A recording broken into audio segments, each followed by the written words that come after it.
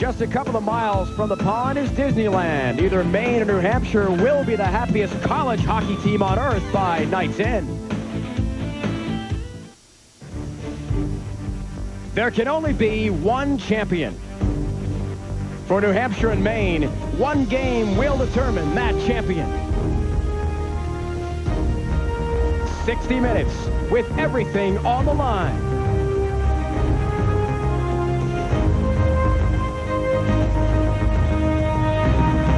The NCAA College Hockey National Championship game comes up next.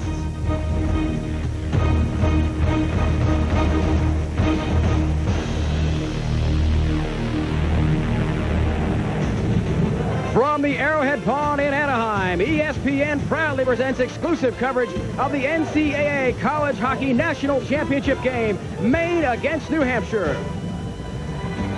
Hi again, everyone. Dave Ryan with you from Anaheim. Welcome to what started off as our Frozen Four, down to just the Frozen Two in UNH and Maine. And to get here to the National Championship, each team had a very tough battle. First of all, in the national semifinals, Maine needed sudden death overtime to beat Boston College, while UNH exploded for 5 goals against the nation's best defensive team, Michigan State, winning by 2. We welcome in Brian Engblom once again. Alfie Michaud, the UMaine goalie, leads the nation with 27 wins. He was spectacular in the semifinals. Alfie Michaud is the single biggest reason that Maine is playing in this game today. His team did not bring their A game. He was absolutely A-plus. An unbelievable athlete. He has changed his game a little bit since he started with the University of Maine. He doesn't flop as often. He has moved out a little bit more. Super aggressive and a terrific glove hand. Another big factor in this game will be Steve Correa. Look at those eyes. He is angry at himself. He was being watched very closely in the last game against Boston College. He knew that would happen, but he didn't feel like he did enough to get around it. He'll be working hard tonight. You can bet on that. He sure will, Brian. He and his entire line were shut out in that game against Boston College. Coming up, we will talk history. The Wildcats of UNH in the first ever national championship game. They take on Maine on the way.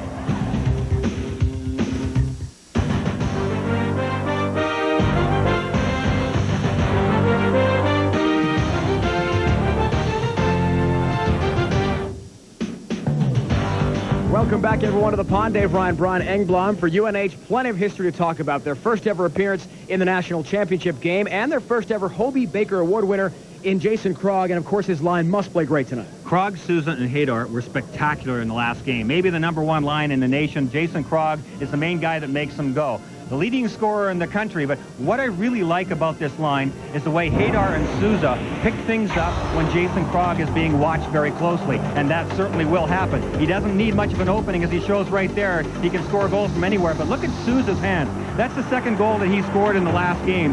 Souza and Hadar are every bit as important as Krog is to that line. This line has tremendous chemistry. So, Brian, the time to talk is over. The puck drops here on ESPN. Coming up next, we crown a national champion. Here from Anaheim, either Maine or UNH, face-off is next.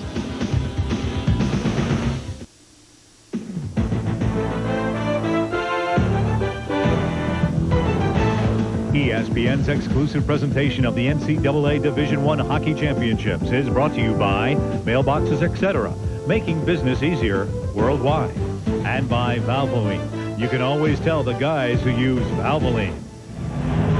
Welcome back, everyone, to the pond in Anaheim. Well, many of you watching our national semifinal doubleheader on ESPN2 a couple of days back were wondering why at center ice and throughout the rink we see the University of Alaska Anchorage as our host school. Well, in the first Frozen Four west of the Rockies, UAA is hosting the event here. Is it close to Anaheim? Let's take a drive up the coast and find out exactly how far. If you were to drive it, it would take you 10 days.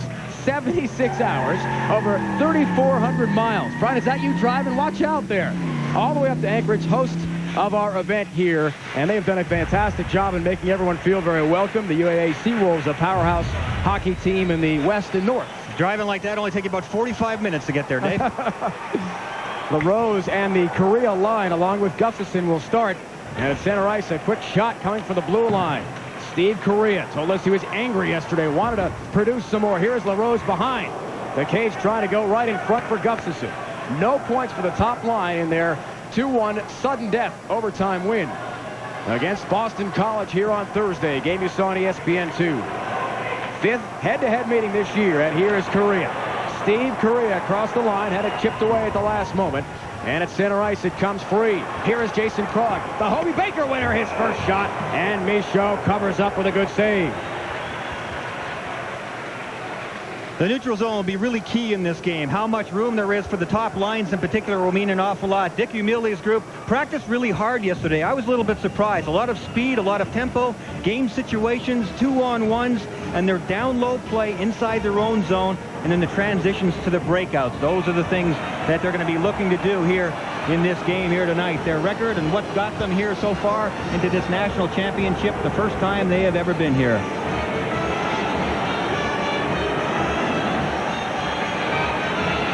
Great year for UNH, and that shot from Krog a few moments ago after the save from Alfie Michaud, he was kind of driven into. And that was Darren Haydar, the superstar freshman right winger for UNH, and he quickly is going to go to the box. So we're only 40 seconds into the first period, and we've got our first penalty. And it looks like he's a little shaken up perhaps as well. That'll be bad news for UNH if that is true. A little too much adrenaline perhaps. Looks like it's going to be a roughing call, and that was well after the whistle. Alfie Michaud had that puck well under control. Neither one of these teams wants to take too many penalties in a game like this with so much on the line. Well, Sean Walsh, the head coach of UMaine, saying yesterday after their press conference, staying out of the penalty box for Maine would be crucial. Let's see if the Black Bears can take advantage of the Wildcats' first time in the sin bin. Quick shot from Gustafson. Sharp angle on the near wing. That's denied by Conklin. Correa tries to send that right on to the low slot, and it's knocked down by a high stick. 58 seconds into our first period. Still plenty of power play time for Sean Walsh and the Maine Black Bears. Well, if Maine is going to be successful in this game, they're going to have to establish their physical play one-on-one. They feel that they're physically stronger than all the other teams in this tournament. And down to this last game, they need to get some speed on the attack going through the neutral zone. We've seen Steve Correa already get a little bit of room. That's probably more than he got in the game prior to this. And their defensemen, when they're playing well, they are extremely aggressive in the neutral zone. They'll be taking shots at those UNH forwards as they come up the ice in between the center red line and their own blue line. Filipowicz helps clear down ice. Johnny Rogers and Jason Sapolsky are all over the main power play unit. This is Corey LaRose. He was part of that top line that was totally shut down against Boston College. They were smothered very well, and Steve Correa took personal offense to that. UNH is going to sit back a lot on their penalty killing. They'll have three guys back near their own blue line and one forechecker, a very soft forecheck. They don't want long passes. Sadowski, an intercept. He tries to throw right on net. They're going to try to force Maine, whoever has the puck and goes back behind their net to get it, to skate with it all the way up the ice and prevent those long passes. Remember, in college hockey, you can pass from deep in your own zone all the way up to the far blue line. There are no two-line passes. Marcus Gustafson on the far side for Cullen, and he'll head off on a change. Good hit early in the game. Christian Bragnala hitting his man, Peter Metcalf, into the near corner boards. That was quite a pop. This is going to be a physical game between two Hockey East rivals. They've already met 4 times this year. The series tied at 2-2. Tratnik comes out to the far right point. A shot put on Conklin, a save, sprawling. A try on the move is denied somehow by Ty Conklin. What a try. Tremendous effort by Conklin without a stick. Somehow lunging and getting a piece. It was Barrett Heiston, who was to his right and robbed. Tratnik tries to hold it alive. Here is Metcalf. Streaking in front. It's chipped just wide. Maine, good pressure, and finally UNH will clear. Penalty is coming up. Delayed penalty call. We have a tripping minor, according to our referee, Mike Knowles. Looks like it's Heiston going to the box for the University of Maine, so now the shoe will be on the other foot as UNH will go on the power play, but they very narrowly escaped disaster there. Ty Conklin was just an outstanding save. He's 6 feet tall, and he used every inch of it to make that save. He had lost his stick. Things were definitely out of control inside their own zone. A lot of bodies around. There goes the stick. Watch him dive back. Wow. He just barely got it. He was very lucky that it didn't go off the heel of his glove and into his net. Looking like Dominic Hasek going around here. That was actually his stick hand that he used to block that puck from going into the net. Conklin felt like he didn't play his A game in the last game and felt fortunate that they won anyway. He's actually very good out of his net, but didn't handle the puck very well, and that's what upset him most about the semifinal game. Hockey East goalie of the year, and number 4 in the NCAA save percentage, second in goals against. at 1.81. So a power play try now for UNH. Off the tripping minor call. By the way, Heiston and Conklin, speaking of Anchorage, Alaska, both Anchorage natives. And they both come through early with spectacular plays. Of course, Ty gets the better of Barrett. Along the end boards, UNH tries to set up. And watch for number 28, Jason Krog. He had a power play goal the other night. Darren Haydar out to Filipowicz on the move, a shot. And Alfie Michaud saw it all the way, was not screened, and makes a stop. Well, this is the big line for UNH. Krog, Souza, and Haydar move the puck extremely well. They can make it go, doesn't matter what the situation is they are faced with. Jason Krog was awarded the Hobey Baker Trophy as the top player in college sports, in college hockey yesterday. And he's a very subdued young man. But boy, what a terrific hockey player. And there's Darren Haydar, a freshman on this line, who has done just a terrific job to learn how to fit in with these experienced, talented guys on his line. Big game the other night against Michigan State. You saw it on ESPN2. He had 2 points, 2 assists. That ties UNH record, all-time freshman record for points in a season. Haydar is explosive, but Krog is the one that sets them all up. And some of the Maine players saying yesterday how important it is to shut down line mates across the line. Here they come again. Krog on the move, a shot. Michaud makes the save. Alfie Michaud on the nation's best player, Jason Krog. Now Haydar behind the goal line from a sharp angle outside the left circle, sets it up. Haydar gets the return feed. Souza shot, rebound loose, and Haydar directed it just wide. And look how quickly they were on it. They never give up on the play, this line. Krog behind the cage again, setting up. Souza's right in front. Comes to Haydar on the move, and a shot, and another stop. Alfie Michaud feels it early. Great saves. Pretty self-explanatory. The way we laid this game out, the top line of UNH against Alfie Michaud. Alfie Michaud is ahead so far. But if he's going to be inundated like this the entire game, it's going to be a long night for Alfie and the University of Maine. Krog, Souza, and Haydar move the puck around. They got too over-energetic against Krog in the middle. Krog is too smart for that. He throws the puck wide, and they get a free one coming in off the wing. Alfie Michaud was very sharp. He told me yesterday that he feels that Krog's line is going to use the back of the net on him fairly often, too. And there he is, Krog moving out from behind. Another terrific setup by Haydar, and that one was labeled to the short side. Great work there by Alfie Michaud. Michaud does like to go down, and that's exactly what Jason Krog told us about yesterday. The UNH shooters are going to try to go top shelf. Use the high part of the net in the corners in this game because of Michaud's tendency to hit the ice early. That'll be a big key. Plus how many rebounds he leaves. That's what Jason said. Try to get second shots. That'll be important as LaRose tips out of his own zone. Absolutely. He's a very acrobatic goaltender, but Michaud does have a tendency to give up fat rebounds sometimes. And with these types of snipers here, he would be in big trouble if he doesn't get help in his defense here tonight. Half a minute of power play time left here for UNH. Cullen gloves it down in his own circle, and he'll send it down. Cullen talking about Jason Krog saying, hey, we've got to take away his stick and make sure we tie him up, and at the red line stand him up and disallow him to find those great line mates he does so well with. Johnny Rogers helps poke it into the offensive zone. Final seconds of the power play. Rogers was tripped up, and Cullen, who sees a lot of ice time, outlets for Tratnik. Heiston is out of the box. Barrett gets the feed, tries to tee it up in between the circles, and couldn't quite find the handle. Trapolsky had the game-winning goal in their contest against Michigan State. Puck crosses the line. No touch-up needed in the college game, and icing is the call. Jason Krog, the Hobey Baker Award winner, the nation's best, tested Maine early.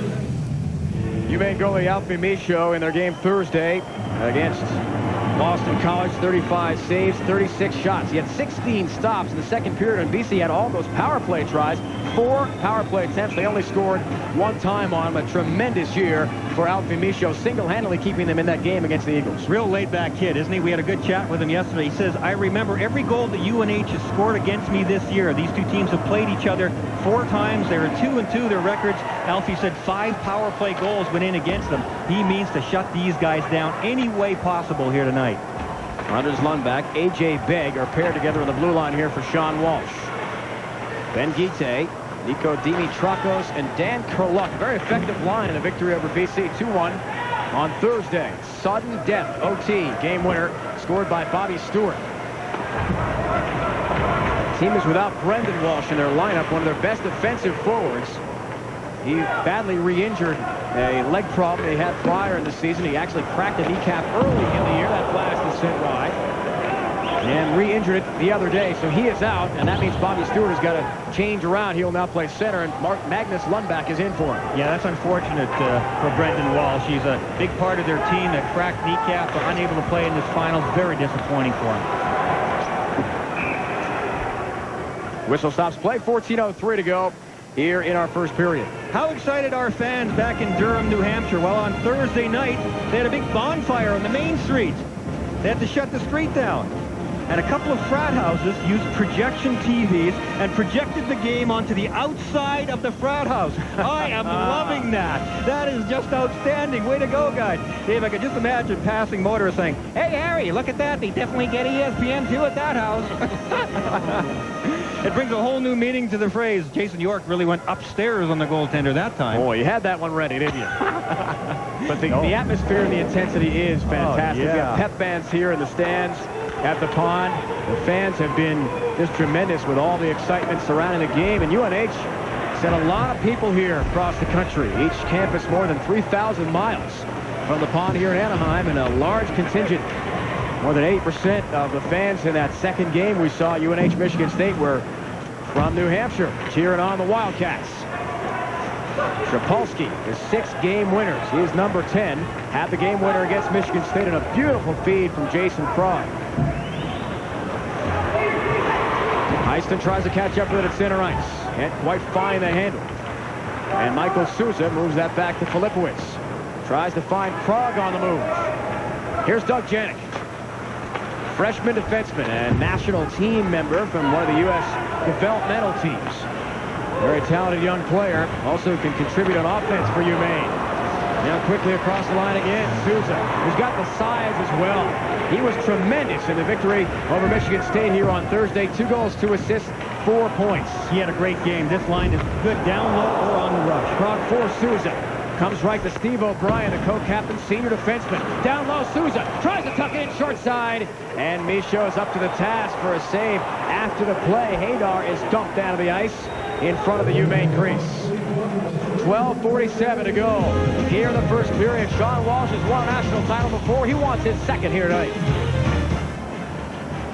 Welcome back, everyone, to Southern California. The last time 2 Hockey East rivals played the NCAA championship game, 1995, where UMaine was there but lost to the Terriers of Boston University by a 6-2 final. And Sean Walsh, although his players on this current UMaine team weren't there, remembers it very well, and all week long has been talking about the jubilation of winning in '93, what the faces were like, Gar Snow winning a championship, and then not winning in '95, how difficult that was to take. And Alfie Michaud brought it up again. It obviously had a really big impact on him. It was a smart move by Sean Walsh. The impact, the picture worth 1,000 words kind of thing, really hit home with his players. 2 top lines go head-to-head again. This is what it's all about. Filipowicz sends it right on, deflected just wide. Michaud had a piece of it. In front, they go for Souza. Just beyond his reach. Good feed from Steve O'Brien, and a whistle in front of the net. You've got a call here from Mike Noth, our referee. They'll sort things out here with 12:35 to go here in the first. NHL action comes your way. ESPN's National Hockey Night. Pittsburgh Penguins led by Jaromir Jagr and the Philadelphia Flyers without Eric Lindros. A collapsed lung suffered the other night in a game against the Nashville Predators. We'll see how the Flyers and John LeClair will rebound. For more, log on to ESPN.com. A part of the Go Network, Go.com. Lindros, his regular season is over. Wow. With a tremendous 93 points. And hopefully for Eric in the NHL, the playoffs, he is available for the postseason. Oh, no kidding. I mean, the playoffs, you want all the great stars playing on every team. You'd like every team to be as healthy as possible going in, and we hope that everything works out well for Eric Lindros and the Philadelphia Flyers. And Eric's not the only one hurt right now either, unfortunately. Here's Eric Lind. He's a sophomore from Stamford, Connecticut. Number 5 handling. John Sadowski, Chad on a freight truck, and Matt Jedrzejczycki. That's the line here for UNH. Jedrzejczycki spins around. In front they go. Green shares on a freight truck. Is denied by Alfie Michaud. Are you kidding? Sadowski was actually the one on the doorstep on a great feed for the point, and it was shut down by Michaud. University of Maine's running around inside their own zone, and UNH has really got their offensive game going. They're turning pucks over, and it's ending up on a white stick every time. Can you believe that save? John Sadowski of UNH had a terrific game in the semifinals. I thought he was a real sleeper who did a great job at every aspect of the game. Defensively and offensively, he thought he had a goal there. Alfie Michaud. That arm, came out about 4 inches longer than I expected, Sadowski thought. Now, here's one of the plays that they've used against Michaud. Well, we'll take a look at it later. They want to work from behind him out to the edge of the post. We'll see that in a moment. Rogers takes the draw. He and C.J. Feisik out with Jason Shapolsky here. Comes to the low slot. Sadowski wide open in front. Tremendous chance. Shapolsky will leave back for Mark White. In the far corner. Stripped away and stolen. Good play defensively by Dan Kurluk. In front they go. A chance. Guite was set up. Back check, though, from Feisik. And Guite was loose. Dimitrakos tries to flip in front. He and Guite had tremendous semifinal games. Guite crushes his man. Good hard hit. Dan Enders got sent down into the far corner. Maine cycling the offensive zone, trying to create some more chances here. And Kurluk, Guite, and Dimitrakos were very effective against the Spartans. Guite had a beautiful feed to Dimitrakos for the game-tying goal. And then it was Dimitrakos with a tremendous setup of his own for the game winner. Now to the offensive end, LaRose. Gustafson tries a backhander, couldn't tee it up. Didn't get good width to it. Comes to Doug Janik, looking to feed in front, knocked down by LaRose into the corner. Gustafson along the end boards, tries to play it. And now you give him too much room, he'll burn you. Here's Jason Krog, the nation's best. On the move, Haydar, quick shot, save made by Michaud. Comes out to the point. Jamie Filipkowski throws it right on, deflected wide. And it comes away to LaRose. The top line's out there again. Guess who's free? Oh, Correa was ahead of the pack. He was onside. There's no red line in the college game. 2 line passes are allowed. And Steve Correa was there by a stride. End of the shift for Krog. And the play is whistled down. 10:21 to go here in the period. And some of the rough stuff after the whistle. That's where we see it at the collegiate level, especially on offside calls. And I think we're going to get a penalty here. Right, Mike Noth, the referee, has got a call. Robert Eck, I think, is the man going to go to the penalty box for roughing. It was after the play. These are the types of penalties that Maine has to stay away from because of the ability of UNH on the power play. The whistle had already gone. That's why Jason Krog was sort of just standing there. I think Krog made that one look good because it's the smart thing to do. Eck wanted to give him a little extra shot there. Earlier we spoke of the fact that Alfie Michaud, the Maine goaltender, says he knows that UNH wants to work from behind him because it's difficult for a goaltender to do. Jason Krog or anybody else will try and get back there. So you can see the play will develop here, and then they'll use what Maine refers to as the Shanny post, in reference to Brendan Shanahan of Detroit Red Wings, who likes to hang off to the side. Look at Krog, Sousa moves to the front, and watch Haydar come in off to the side and try to go short side. That's what they call Shanny post. From there, right into the edge of the net. Alfie Michaud's done his homework, and he's been flawless so far. So again, Alfie Michaud, the UMaine goalie, will be tested by the 5th-ranked power play unit in the NCAA from UNH. Number 1 this year was Michigan State, knocked out by these Wildcats.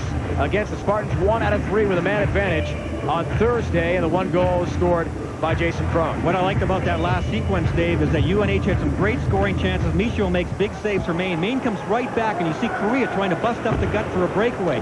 UNH can get thinking too much about offense and get sloppy defensively. They have to be prepared for plays like that from Correa. Here's Chad Onofrenchuk. Cross ice. Jed Yashitsky will send that in, and Alfie Michaud waits a bit too long, almost got himself in big trouble. Jed Yashitsky is dumped down by Peter Metcalf behind the net. Shapolsky sends it to the near corner. Sadowski had a piece of that. Sent right in front, puck loose. A whack out of 2. Good tries. Shapolsky had set himself up right in front. Now it's loose the other way. UMaine looks at downtown. Short-handed, trying to create, at least cause some problems and kill some more power play time. It's Jim Ledger. Great work there by Bragnello. A one-on-one situation. Ledger trying to protect the puck, backing into him. Bragnello with the ball away, just eliminated him. Bobby Stewart hit hard, and a penalty is coming up on Bragnello, who checked Bobby Stewart. He had the game winner against Boston College, a sudden death OT on Thursday, our first Frozen 4 game, and Stewart is hurt. That's not good for Maine. He is replacing an injured player already. This may be a boarding call. We'll see what the final call is. Stewart very slow, as you can see, to get up. Bragnello, who had just made the good play defensively, as they pointed out, popped Stewart a little too hard from behind. Here's Michaud with the big saves, doing a great job at his end of the ice. And in defense, at the other end of the ice for UNH, this is Ledger trying to back in and stay under control. That's Bragnallo. That's terrific. Yerk and Conklin, the goaltender, able to clear the puck. This is Stewart operating in the zone, and that is the Christian Bragnallo hit. And we saw a moment ago, and Bobby Still is not up. Bragnallo to the box, boarding Miner at 10:34. You know, in all honesty there, I think it's Stewart that put himself in that position. Bragnallo was finishing the check. He was pursuing him and was going to finish it when Stewart changed his direction and tried to cut back. He got whacked pretty hard, and it's unfortunate certainly that he is hurt. But I saw it a little bit differently, I guess, than the referee did. Stewart is up on hands and knees now. That is a good sign. If Sean Walsh is forced to change his lineup around again, the other day he went to A.J. Begg, a defenseman, and moved him up to the forward spot. We'll sort it out when we come back to Anaheim.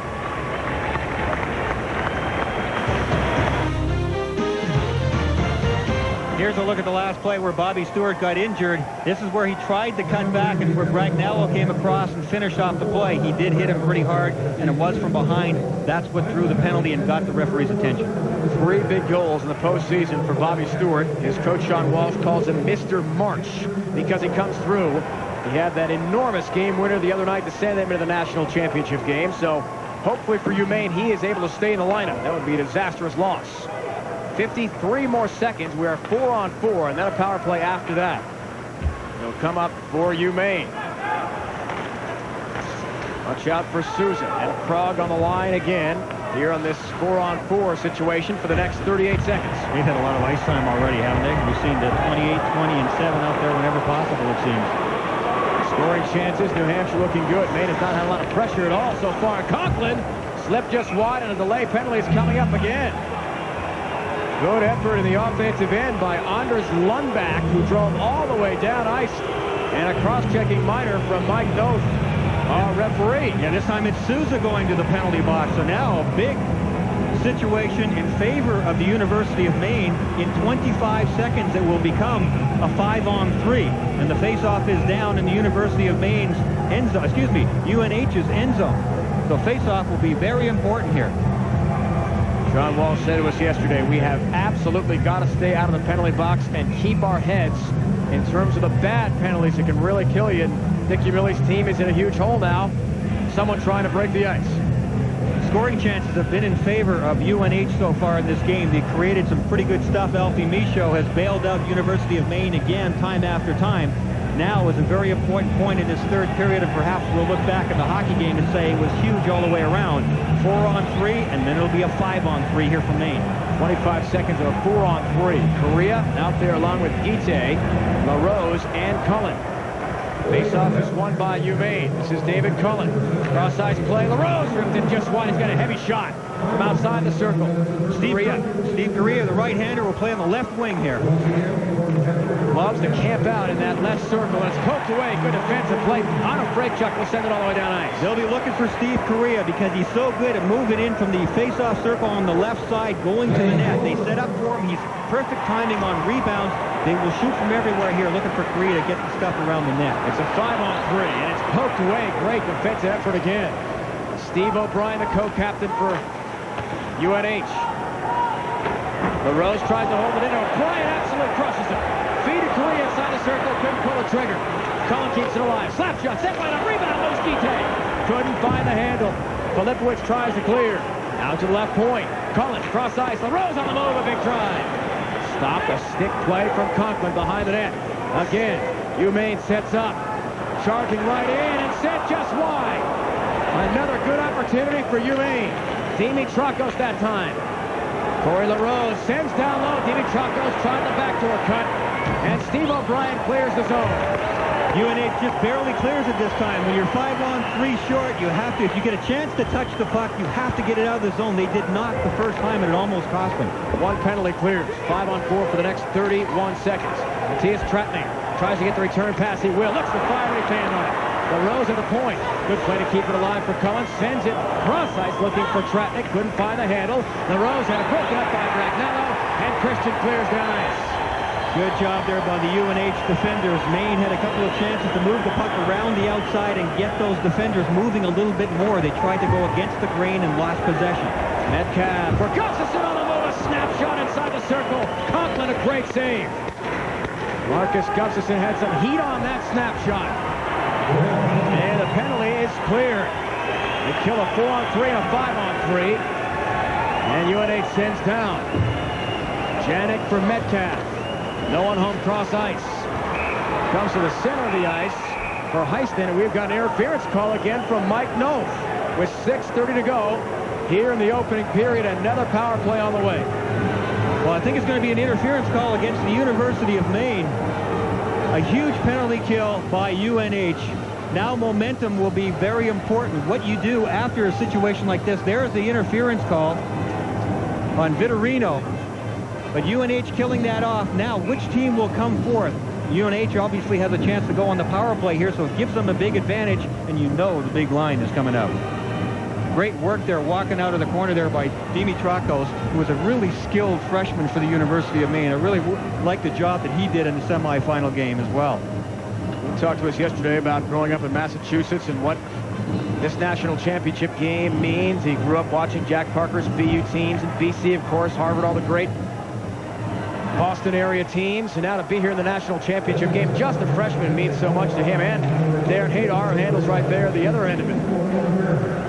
Some young talent out here, and especially for UMaine, they are relying on Peter Metcalf, Doug Janik, Barrett Heiston, and Dimitrakos. All rookies in the biggest game of their lives without question. Maine tries to bring it out now. They are down a man on the interference minor against Vitorino. Here's Robert Eck. Big Swedish defenseman. He's 6'5", almost 220 pounds, and really can carry a load when he puts a hit on someone. Krog at center ice. A magician with a puck, as we saw. Here's Hadar. He's got Krog streaking toward the net. Darren Hadar, the freshman. Krog behind the goal is the setup. He's got Souza there. He's parked to the right of Misha. Sent right on the deflected line by Souza. Hadar poke at it. Jamie Filipowicz had come for Hadar along the goal line on the move. He's right for O'Brien. Tratnik tries to clear. Deflected just wide by Hadar again. And finally, UMaine able to clear it down ice. You really got to love the decisions that the big line for UNH makes with the puck, whether on the power play or even strength. Just terrific stuff. Looking around always, getting it to the proper guy almost every time. Good intercept made by Peter Metcalf, and he is creamed just outside the left circle by O'Brien. And we're going to have a hooking call coming up on Steve O'Brien. You know, UNH did not get much going on the power play, as Mike Noth, our head referee, has been a busy guy here in the first period. Will be 4-on-4 for the next 37 seconds. NHL, let's talk about as well.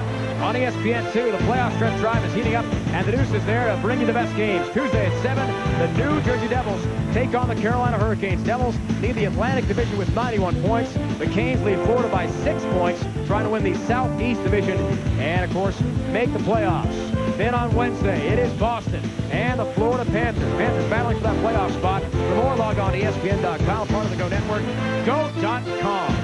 Another penalty call. I guess it was Sadowski trying to reach from behind. He pulled on Metcalf from the side, and there goes the referee's arm. So a 4-on-4 for the next 37 seconds.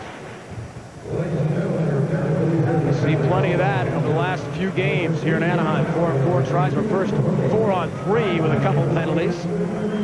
Remember, UNH plays on the big sheet back home. In Durham, they play an Olympic-sized rink with a lot of skating room, so we'll see the 4-on-4. That may help them a bit. They've got a lot of very guys who are fleet of foot. Here's Jim Ledger across the line himself, trying to get around his man Ledger. Looks for the wraparound try. Conklin got a piece of it. Ledger lost his stick. Conklin did a real nice job there. He knew the wraparound was coming. He could smell it. He got across there early and took away everything low. Rogers giving chase into the near corner. In Shapolsky trying to win the puck back. Power play try now here for UMaine, a 5-on-4. Chipped away into the near corner. Line change. And again on the move. Vitorino charging in, and they score! Van Gieten knocks it in! Power play goal for the Black Bears, and they've drawn first blood in the national championship.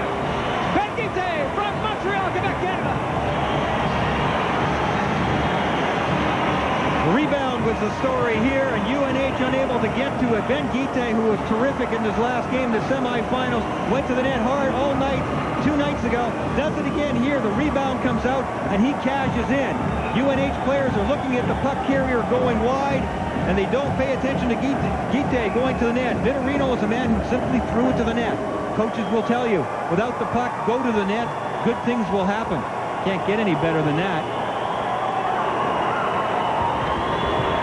12th of the year for Ben Guite, the junior winger who also has played center ice. At 15:47, a power play talent. And I think it's his line that may be the key to success if they're going to have it here for the University of Maine. Ben Guite, the center, Kurlik on the left, and Dimitrakos most often on the right. They are an excellent line that did a lot of damage in their last game. The top line with Correa, LaRose, and Gustafson gets most of the attention. Guite's line follows up well. And there is Michael Eisner, the chairman of the Walt Disney Company, a huge hockey fan. His son, a goalie for the University of Denver, and they're in the NCAAs as well, enjoying the great college pucks here tonight. Maine has been outstanding when they're scoring first, and the power play goal, Brian, has got to give them a lot of boost as well. It had really been in a slump, 0 for 7 in their victory in the semifinals against Boston College. So Sean Walsh, who talked so much yesterday in the press conference and with us afterwards about special teams. He did, and he's been very businesslike all the way along here. Ever since they came here to Anaheim, Sean Walsh has been very businesslike, wanted his team to focus on just what's happening on the ice, trying to keep his club with their vision for, and keep it away from all the extraneous things that happen. Environment is so important in college sports. These young men are playing in different buildings, different environments they've never been in before. Makes it very difficult indeed. Guite's goal from Jason Vitorino. Dan Kurlik assists, the power play tally at 15:47. Steve Correa, the superstar winger for Maine, talks about the significance of winning an NCAA title. This has been my goal ever since I came to the University of Maine, and all I wanted to do was to bring a national championship back there. And unfortunately, it's going to be my only opportunity, getting to the finals in my last year. But we're going to go out and try to make the most of it. And like I said, I think our guys are ready. Ready indeed with a 1-0 lead. And LaRose was set up there from Gustafson a moment ago, almost made it 2-0. Eric Lynn's shot from the right point goes wide. Souza will follow up. Dick Umili wanted to get out to a lead. He said that was crucial in a game like this with the pressure on. In front, Souza trying to redirect. Haydar regains. Looking to stuff it in short side. Stopped by Michaud again. And a whistle will stop play. Lots of contact in the low slot. Janik was dumped by Bragnello. Lots of hits, lots of saves, and a UMaine goal. So far in our first period, exciting action from Anaheim. More on the way here on ESPN. The first time in 15 years, 3 teams from the Hockey East made it to the Frozen Four. 2 remain here in Anaheim tonight. UNH and UMaine, the Black Bears and the Wildcats.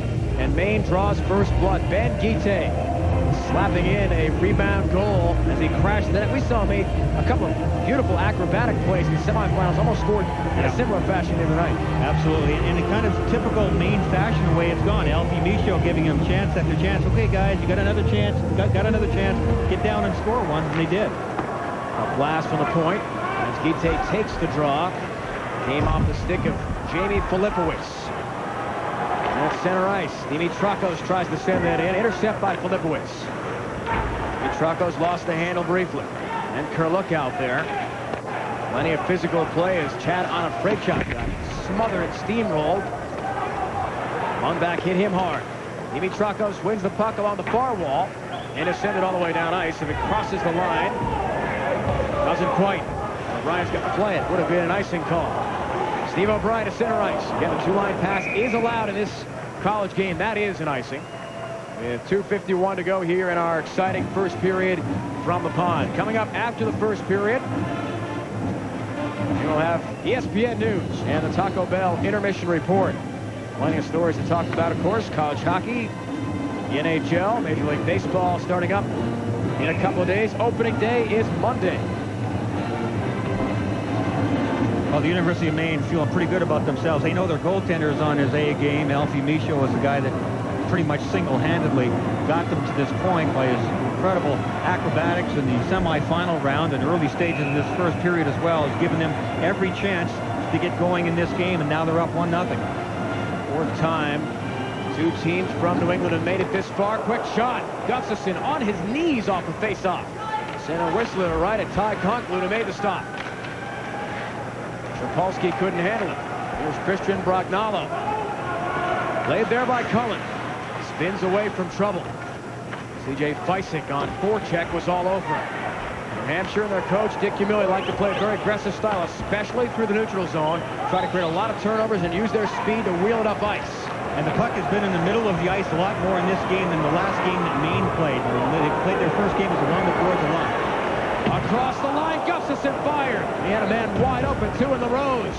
Correa sends it down low. Sticked along the end boards by Conklin and Bragnalo. In the near corner, sends up ice for Hadar. Here's Krog. A 2-on-1 chance the other way. Jason Krog shoots. Rebound is loose, and Hadar directed it just wide. Krog the rebound. Tries to slip that down low again for Hadar. Steve O'Brien sends it around the board. Souza trying to flip a backhand pass, but Corey LaRose makes the intercept. Player dumped down to the ice. No call, though, from Mike Knowles. And Steve Correa will flip it in. Marcus Gustafson has had some terrific chances for Maine so far and has not been able to cash in. A takeaway, and in front they go, and another call. It's going to be a half pass call. And then his call against UMaine in the offensive zone, and that is an infraction that it'll send the face-off down. Ice with 1:34 to go in the opening period. Marcus Gustafson had a great chance for University of Maine, and then in typical UNH fashion, New Hampshire came back the other way with the big line with Krog, Souza, and Hadar, and the defense for Maine got caught. Number 4, Peter Metcalf, the bottom of your screen, was watching the play. Look at that, a 3-on-1. That's how quickly it happens, and that's Krog, the guy that really don't want to have the puck. Tried to go 5-hole on Alfie Michaud. Definitely did. Alfie sliding across, very acrobatic goaltender, as I mentioned earlier before. Man, this kid has just been fantastic in these playoffs.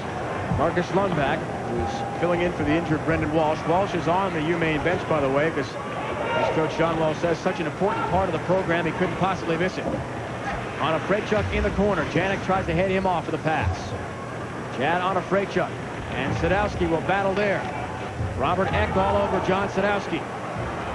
Puck loose, comes into the near corner. O'Brien tries to hold it in. Steve O'Brien and David Cullen, two superstar defensemen who get a lot of ice time. On the move, a shot deflected over the boards and out of play off the stick of Bobby Stewart from UMaine. Alfie Michaud has had a lot of help from his assistant coach, Grant Stanbrook, over the course of his career. He is a junior now. They work on the word CAP, C-A-P, compact, aggressive, and patient. And Grant Stanbrook, his coach, says, if you do all those things, I will tip my cap to you after the game. And he has done them extremely well. Earlier in his career, he used to flop a lot. He said he loved Felix Potvin, and he used to be aggressive, but he'd stay back in his net. Stanbrook has worked with him to move out and be aggressive, and he's also worked on that glove hand. He used to hold it too low, almost behind his leg sometimes. I'll tell you, he learned his lesson, because against Boston College, he made some tremendous glove saves. Matthias Tratnik pays for his troubles along the near wall. Bragnalo tries to clear. Alfie Michaud telling us yesterday he really tried to model himself after Colorado future Hall of Famer Patrick Waugh. As we have a whistle, the play is whistled down offside because of the way Patrick Waugh not only plays the angles as well as anyone in the game ever has, but also the way he studies tape and looks at shooters and really knows and memorizes their tendencies. Exactly. As I was saying earlier, he remembers every game that UNH, every goal rather, that UNH has scored against them this year. That's really something. Tratnik will take the draw at center ice, along with Jason Krog. UNH tries to move it up ice, down by 1. Final 30 seconds here in the opening frame from the pond. Here's Bragnalo in the neutral zone. And he'll throw it all the way down low. Comes away to Metcalf, who lost the handle briefly. Krog almost made them pay. He hit Souza. So good on forecheck there. Now a high stick is being called. Penalty by a referee, Mike Knowles. Tratnik is going to be the guilty party. High sticking minor, at least 2 minutes for Matthias Tratnik with 10.9 seconds left in the first. So power play time here at the end of the first period and the beginning of period number 2. And this is away from the play again. These are the types of penalties that Maine is susceptible to take sometimes. And this, again, not a good situation. Sean Walsh cannot be happy about this. It was either against Hadar or Krog away from the play after the puck had gone. Gets the stick up a little bit. Again, Krog pretty good to draw notice to it. And Tratnik very upset with the referee for getting nailed, but still a power play for UNH to end this period.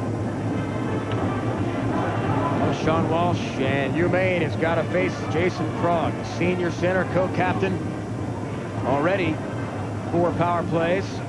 And this will be another attempt for UNH as they've so far fired blanks from Krog. The Hobie Baker winners we talked about, #1 in the nation, points per game. 5-time Hockey East Player of the Week this year. And a free agent in terms of his NHL status. I think somehow after the great performance this year, and of course the Hobie Baker Award, he's going to be high on a lot of people's lists. And he has tremendous skill and strength too. Souza off the draw, tries a quick shot, and Michaud was there to smother it. Well, these two teams don't like each other one little bit. There's been a lot of stuff going on already. You've got to love it. The emotion in a championship game like this, winner take all, has just been terrific right from the drop of the puck. We're seeing all the action that we had hoped for, and this line again of Krog, Souza, and Hadar really smart at every facet of the game. Souza got a great shot right off that last faceoff. Krog will take a big draw here with Corey LaRose to the left of Michaud. Comes loose for Souza, couldn't handle it. O'Brien can't run it down. Looks up at the clock. Final seconds of our opening period. And after the play, some of the rough stuff again with Metcalf and Hadar as they exchange unpleasantries in the near corner, but no further call, at least for now, from our referee, Mike Nolf. Ben Guite and UMaine will face a minute 49 of power play time for UNH in the second period. ESPN News is next with a Taco Bell intermission report right after this.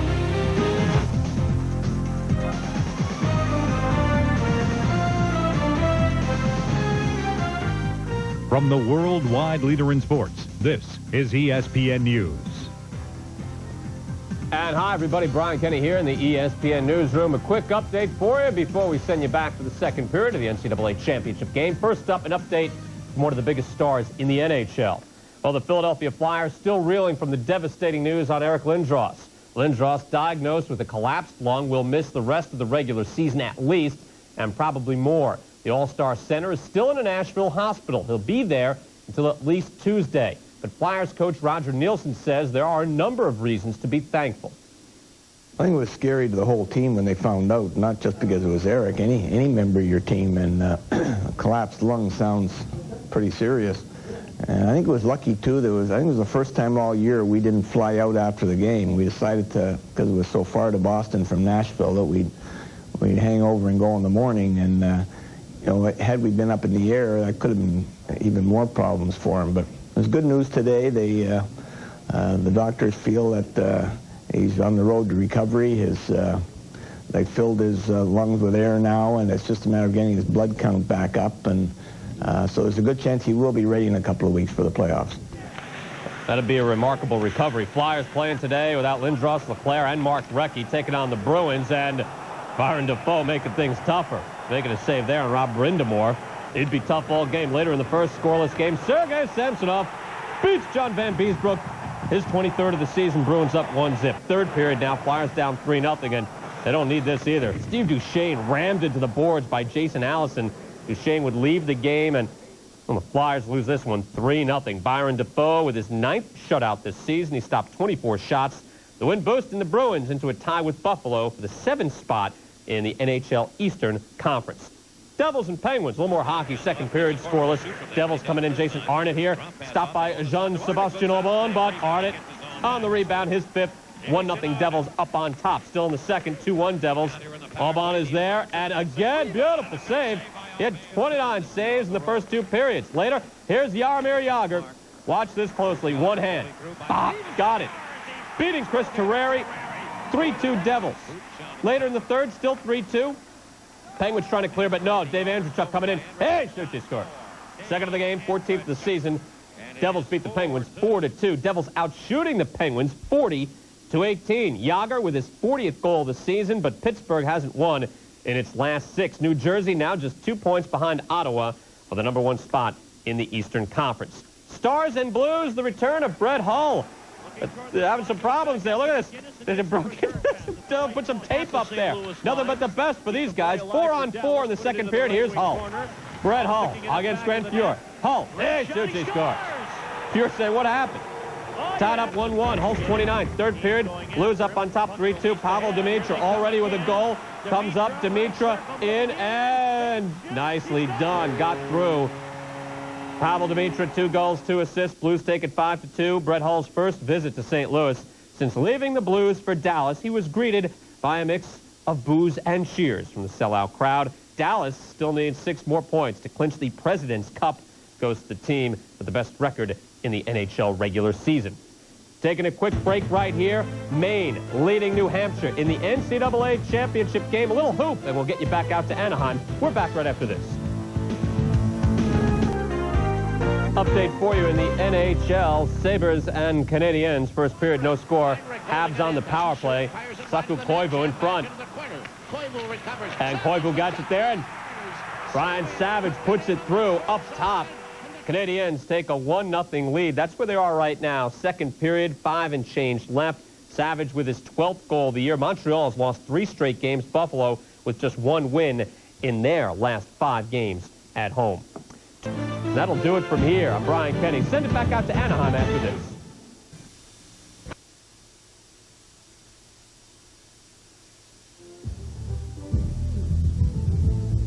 Tonight's intermission report is presented by Taco Bell.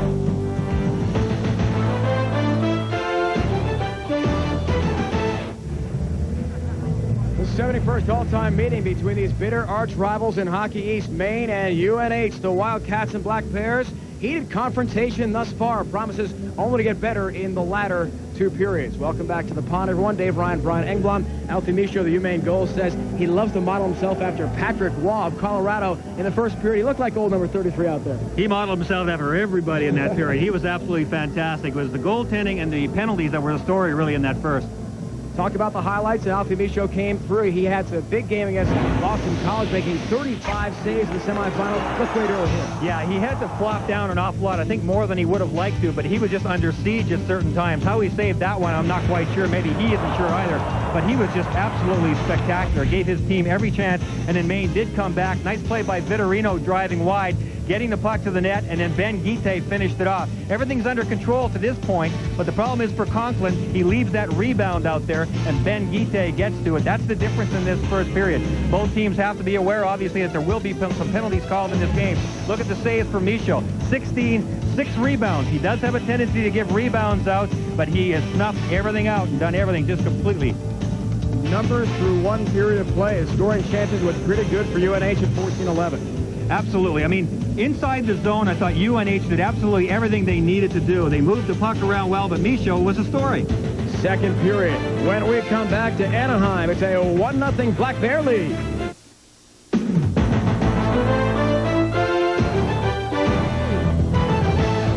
Tonight's intermission report is presented by Taco Bell.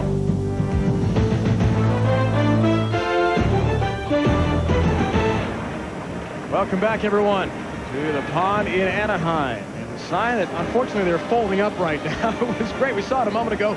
It said, "Welcome to the Krog Pond," as in Jason Krog. And, talking to the Hobie Baker Award winner yesterday, Brian, had a nice chat with him. He said, "You don't realize how long I've waited for this moment, this game, to take place." Tremendous anticipation and some power play time to begin things off here in the second period as well. UNH down by a goal. Souza and Haydar. And here is Krog just inside the goal line. Filipowicz comes back to Jason Krog. O'Brien lost the handle briefly. Throws toward the net, deflected just wide by Haydar. Krog now handles. Banks along the dasher. Peter Metcalf tries to intercept. And Cullen helps clear it down ice along with Steve Correa. When Maine's inside their own zone against that big Krog line, anytime they touch the puck, it has to get all the way out. Krog for O'Brien on the move inside a circle. Bouncing puck still loose. Came high up into the air. And wait a minute.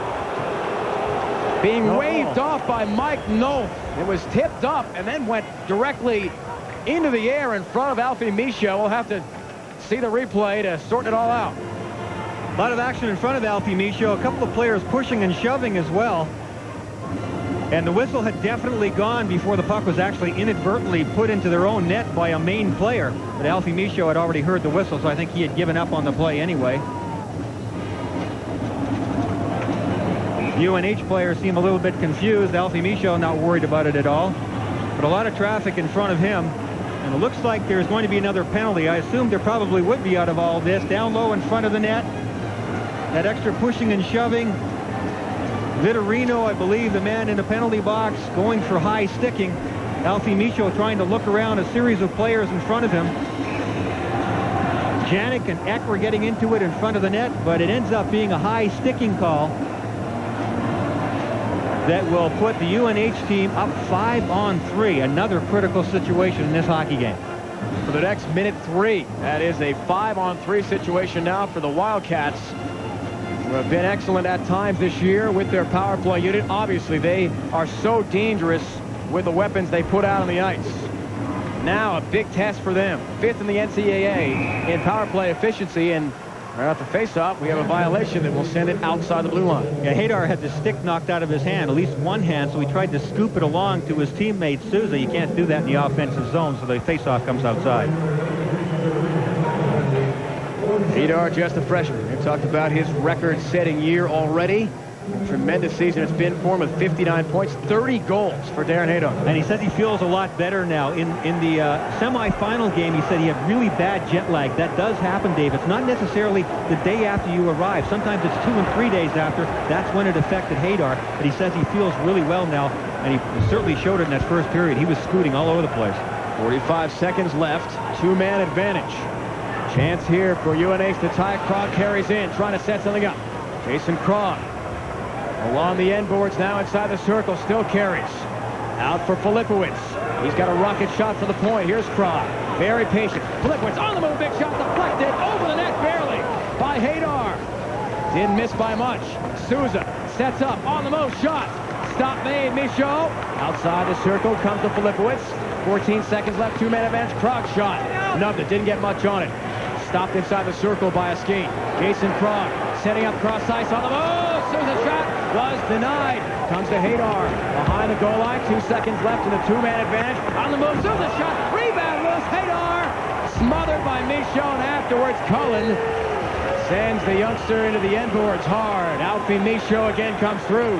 Spectacular play by Alfie Michaud. His reads on the play, letter perfect, allowing him to get to the best position possible before the shot actually comes, especially on a 5-on-3 where you're going to see a lot of puck movement. Watch Michaud as he tracks the puck. This one, I believe, will be the pass right between the feet of the forward. There it is. Michaud was there already and waiting. There was nothing to shoot at. And in a 5-on-3, more often than not, players will shoot off the pass. Michaud is there. The odds are in his favor. He gets out on the top edge of the crease. Just some spectacular work by the young goaltender. Krog to take the face-off. Now he's tossed out of the circle. Jason Krog saying yesterday also about the Hobie Baker. He just hadn't sunk in yet. Yeah. And we asked him exactly how do you try to focus on such a huge game after winning the Hobie Baker Award. Difficult less than 24 hours later to have to get ready for the national championship.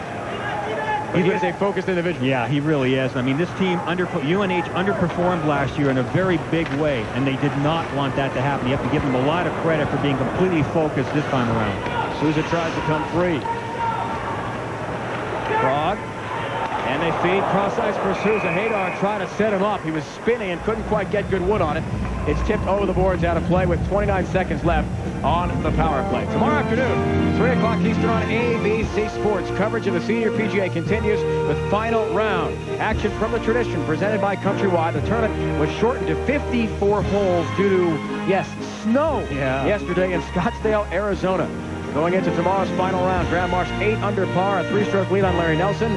Leonard Thompson is 4 back, and Fernandez 4 back as well, along with Duval and Gary McCool. ABC Sports tomorrow.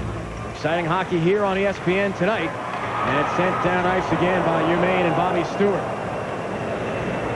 University of Maine has to be happy that the big line for UNH has gone off the ice. Again, they controlled the play. They moved it around. They got shots on goal. They accomplished everything that you want a power play to accomplish except score. Interception by Stewart. Tries to get out of the zone. Ragnalo kept it alive initially, then it's poked beyond the blue line.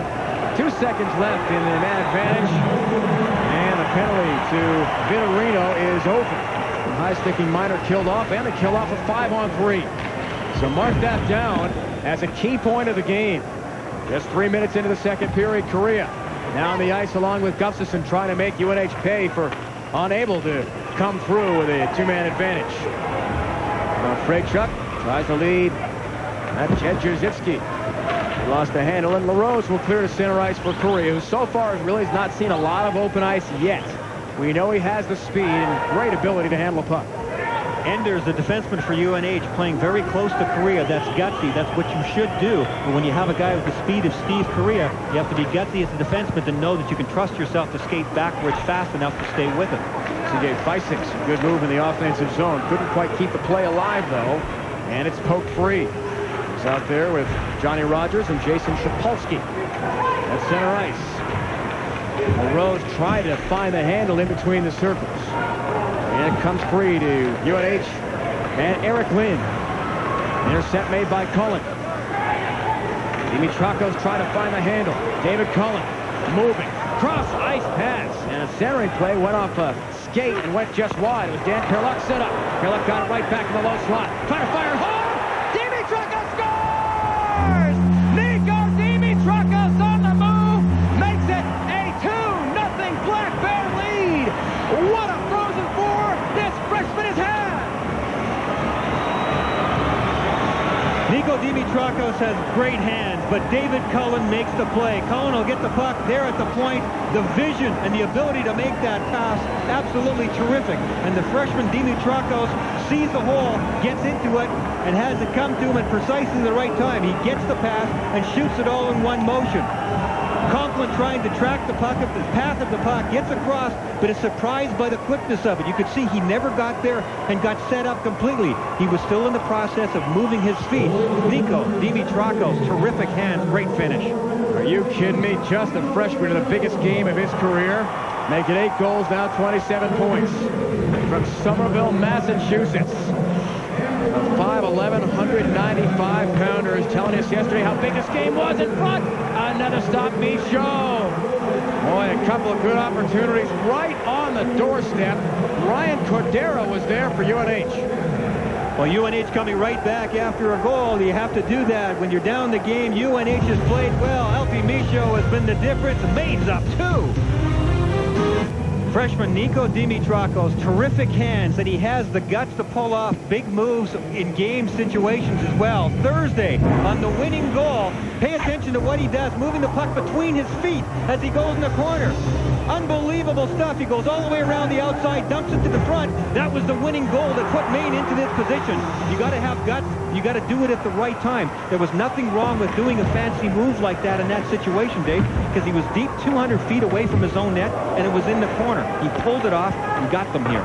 Here's Dojanek, freshman defenseman for Maine. Sean Walsh said yesterday's press conference, hey, we don't mind being the underdog. Cordero, good move. The offensive zone. A backhand try. Michaud knocked it down. Didn't get a lot of mustard on the shot, despite some good dangling moves as he charged in along the right wing. Triano sends that wide. Tim Walsh comes to Ryan Cordero. Line change here for UNH. Maine tries to catch them off balance. Walsh, a nice hit. Filipowicz tries to backhand that out of trouble. Set right on. And Conklin had a problem holding the rebound. Walsh can't clear out of his own end.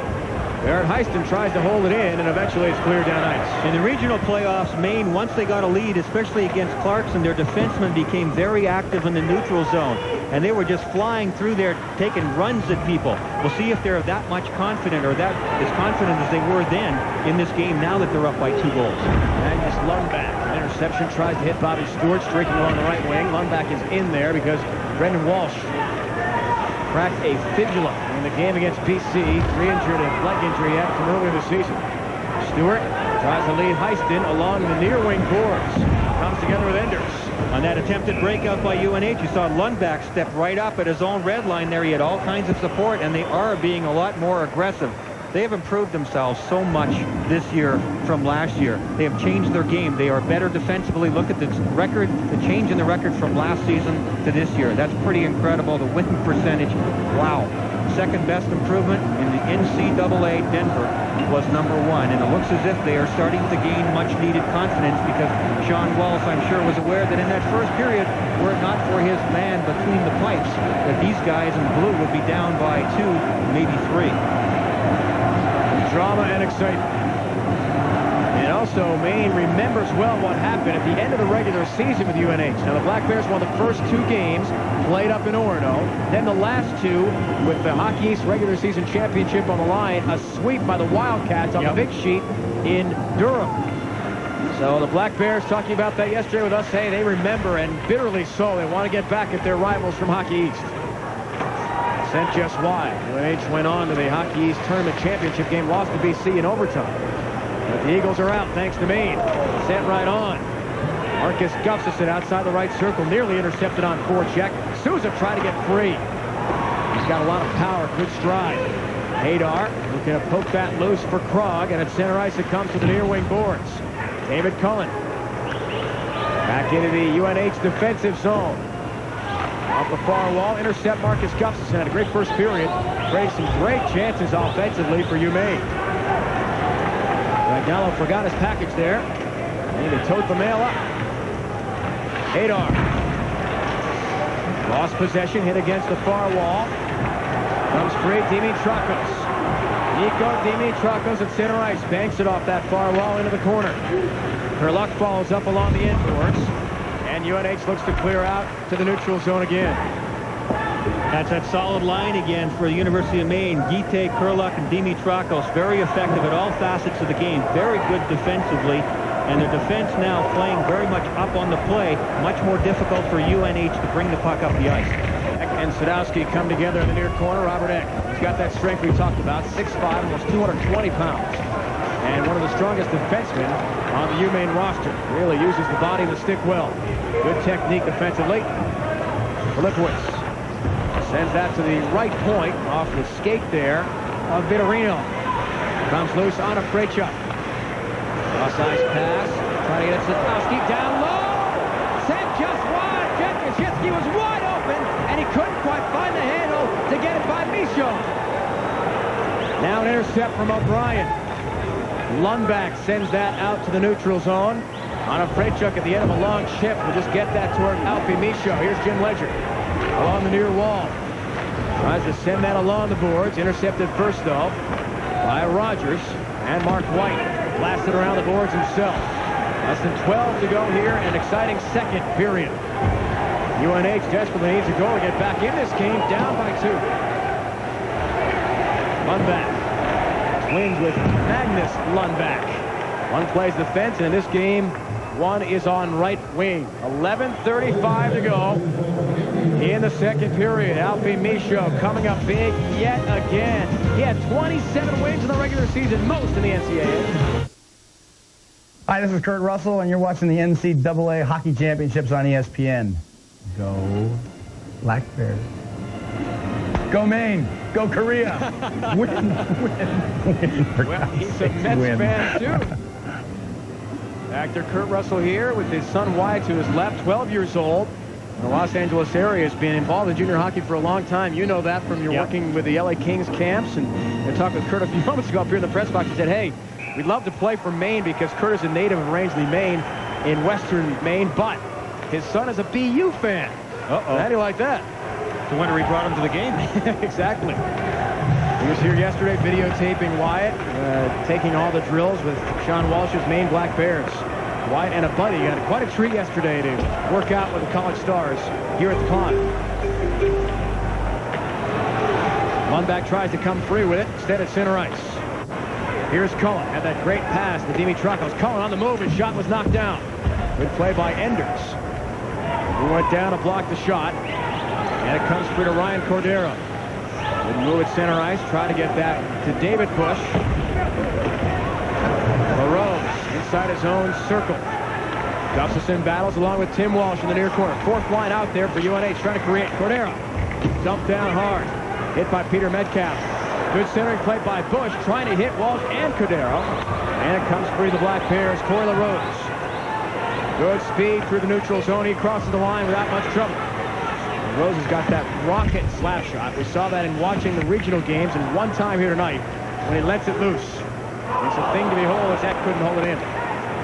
Maine has taken control of the tempo here. I think UNH is in a little bit of shock. They know they've accomplished pretty much everything they wanted to offensively. Lots of chances so far.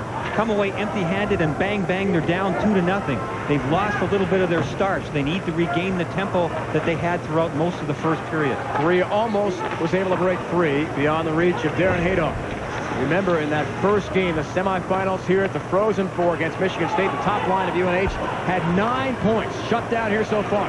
Souza trying to change all that. Goes around one man, was blocked at the last moment. Robert Eck on back check, got a piece of it. Diving, sprawling play. Now Krog comes free along the dasher. He's hit hard there by Tratnik. Good defensive play. Matthias Tratnik springs Ledger the other way. Ledger, Vitorino out there. Line change now for Maine, but they do their job. Nice job by O'Brien standing up at the UNH blue line, but definitely University of Maine doing an excellent job inside their own zone now. Even the big line doesn't have the zip they had there, not getting free from their checks the way they were in that first period. And Maine is moving the puck much more aggressively. They are under control. And again, the aggressiveness between these two teams, they don't like each other at all. And it's shown here right from the drop of the puck to start this game, Dave. Here's Souza, the terrific eye-hand coordination and control, and a terrific job by Eck at the very last minute to dive across and block this pass. Great body control there by Souza. And there comes the stick from Eck. There's little things like that that were missing in other stages and in the last game that Maine played. And earlier in this game, they're starting to come back now.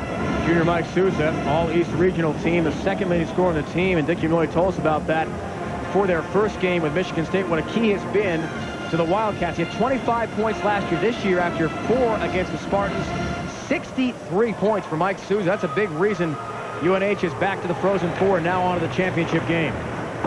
Lundback sends it wide, deflected and loose on the short side. Try to jam that right in. And play is whistled down. Dan Kurluk along with Gite and Dimitrakos. Gite, Dimitrakos from that third line have been the goal scorers. Great again tonight. Dimitrakos was an excellent defensive player in high school and in prep school, but he told me yesterday that the thing he had to improve on here at the college level as a freshman was his defensive play. He said, I never got to play very much with 8 minutes or so to go early in the season, and it got down to 5 minutes. Now Nico plays all the time. As a matter of fact, he got double shifted in the third period with the game on the line. Sean Walsh tapped him on the back and said, we're going to double shift you, Nico. Pick up the tempo. He did, and he made that great play that we showed you on the winning goal in overtime. Face off, loose outside the left circle. UNH battling for it, trying to bring it out. In their own zone, Mark White having problems with it initially. He and Bragnolo paired together with a blue line for Dick Umile's higher seed here and the second-ranked team. Mark White. Kurluk all over him. And we've got a call. It's a check from behind. With 8:50 to go here in the period. And our referee, Mike Nolt, has got a call against Dan Kurluk. When we come back, power play for UNH trying to get back in this game. They are down by 2 after the minor penalty against Dan Kurluk. I asked a couple of University of Maine players what they know about Jason Krog and the difference that they've seen in him over the last couple of years. They said he's so much stronger on his skates and he shoots a lot more than he used to as well. This kid is a real sniper.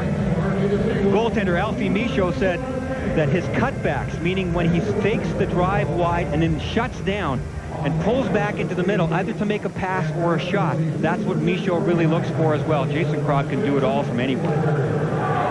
We'll talk about respect. Sean Walsh of UMaine has that for Jason Krog. He said he is like the Larry Bird of hockey.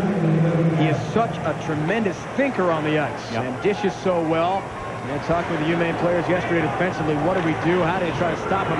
They're worried more about the line mates too because he sees the ice incredibly well. Yeah, and I'm looking at him and talking to him a little bit. Jason Krog reminds me of Joe Sakic. He's not incredibly big, but he's extremely strong, especially in the upper body, and great hands. Metcalf the intercept. LaRose on the move. In the low slot, was tripped up. No call, though. Had Korea ahead of the pack. Now UMaine the other way. Flip with big shot. Rebound. Off the post. It goes Krog off the post on a rebound.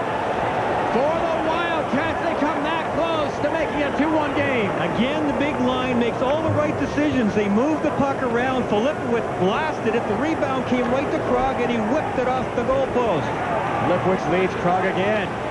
Cullen trying to find the handle. Here's Michael Souza inside the circle. Big point of the game here for UNH. Filipowicz moves to Krog.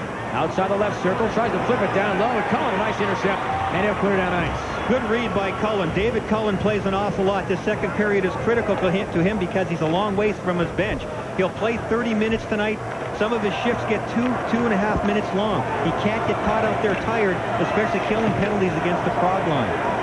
Jędrzejczyk lost the handle on a Fredchuk try to come free. Maine the other way. Big shot put right on from Bobby Stewart. Conklin makes the stop. Bregnalo will move it up. 20 seconds now. Power play time remaining here for the Wildcats. They came so close to sawing the Black Bear lead in half. Eck will battle in the corner along with Sadowski. John Sadowski just below the goal line. Eck comes free. Tries to clear. Kept alive though. Comes to the near side. Bregnalo race. Final seconds of the power play. Yannick helped get to it. And it's even strength. Kerluck ahead of the field. He's got Verino with him. Shot scores! There, Kerluck! Just out of the box! Maine leads by 3! They're getting closer in Orono to another national championship!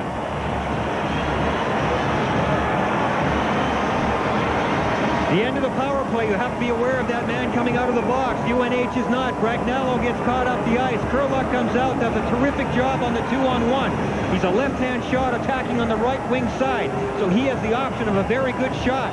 He fakes the pass and the shot. The UNH defender turned around playing only the pass. A lot of defensemen are taught that these days. I'm not sure I agree with that. Kerluck moves into the middle, finishes off completely by a shot to the 5-hole, 3-0. We may have a Maine player in the crease. It was Jason Vitriano. He was there early, and if they review it, and they can in the college game, Mike Note, the referee, is going upstairs. Hold on, everybody. We may, in fact, have a goal called back from Dan Kerluck, and Sean Walsh was so close to a 3-0 lead. That's right. By the letter of the law. I forgot about that. In college hockey, if you skate through the crease at all, they blow the whistle right away. That one's not going to count. From what we just saw, I think this goal is going to be disallowed. It doesn't matter where the puck is. Once a player even skates through the crease, the whistle is blown. And unless I miss something here at a second look at that replay, Kerluck's good effort there will be for naught. Goal under review. And Mike Note on the horn upstairs with the video. Watch goal the skates. Take a look. Yeah, watch the skates on the left. According to the rule, anytime a player skates through, automatically the whistle should be blown and blown down, and that one is not going to count, even though it has nothing to do with the goal. Jason Vitorino skating through the crease. Boy, they're on the phone a long time here. They only use the replay here in the regional playdowns and in these finals. Mike Note being joined by assistant referee Bill Jones and the other assistant referee Tim Katira. No goal, and it is waved off. So Dan Kerluck loses the opportunity to give Maine, not by his own fault, a 3-0 lead. And Dick Humilly of UNH breathes a huge sigh of relief because it is a close game again. Just a 2-goal deficit for the Wildcats. This may be the break that UNH will need to build on, because everything they have done so far, and they've done a lot of good things, especially offensively, and they've keep coming away empty-handed. Now the University of Maine, how will they handle it? I mean, they're still feeling pretty good about themselves. They're up 2-0, and they've been playing a lot better in this second than they did in the first. Fans who have come so far, all the way across the country. 3,043 miles. To be exact, from Durham, New Hampshire to Anaheim, California. It's a game again. LaRose on the move. Tried to rip off a shot that O'Brien broke up. Along the dash of the 2-0 battle for it to the end boards. Here's Steve Correa. Almost 5'7", about 165 pounds. But as we said, lightning fast on his skates, has his older brother Paul's stick skills as well at times. Whistle and a high stick called by referee Mike Note with 6:08 to go. Tomorrow afternoon, 12:30 Eastern Time, more NCAA Championship action. The best college golfers on hand for the Collegiate Golf Championships. UNLV is the defending champ, while top-ranked Oklahoma looks to dethrone them. For more, log on ESPN.com, a part of the Go Network, go.com. More NCAA Championship action tomorrow on ESPN. Well, unfortunately for Maine, Jason Vittorino is the man who skated through the crease at just the inopportune time to cause a disallowance of that last goal by Kerluck, which was a terrific play. It would have had them up 3-0. But right now, what they'll be looking at is a power play for the University of Maine. We have Darren Hadar has taken a penalty for UNH, so a chance for them to go ahead 3-0 again. Elbowing Minor on Hadar, the freshman. So for the next two, Maine, another great opportunity.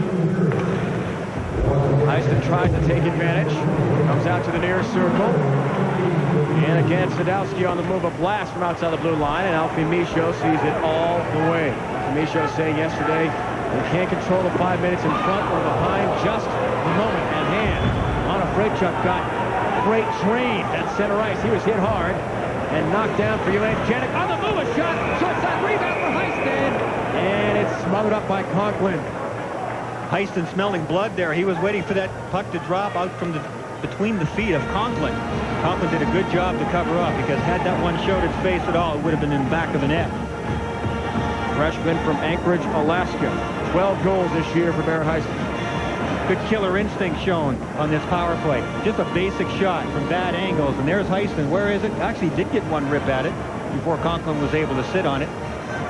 Those are the things, again, that earlier in the game Maine was not really sharp on, but they've done a much better job in doing that. And now we'll be getting another penalty here on a Freychuk. Wow. It's going to be a 5-on-3 situation now in favor of the University of Maine. Slashing call goes on Anna Freychuk, and he was involved a moment ago in getting just crushed at center ice. So he joins teammate Darren Hadar in the Wildcat penalty bench. And guess what? For the next $1.24, a 5-on-3 for the Black Bears. Slashing Minor on Chad Anna Freychuk.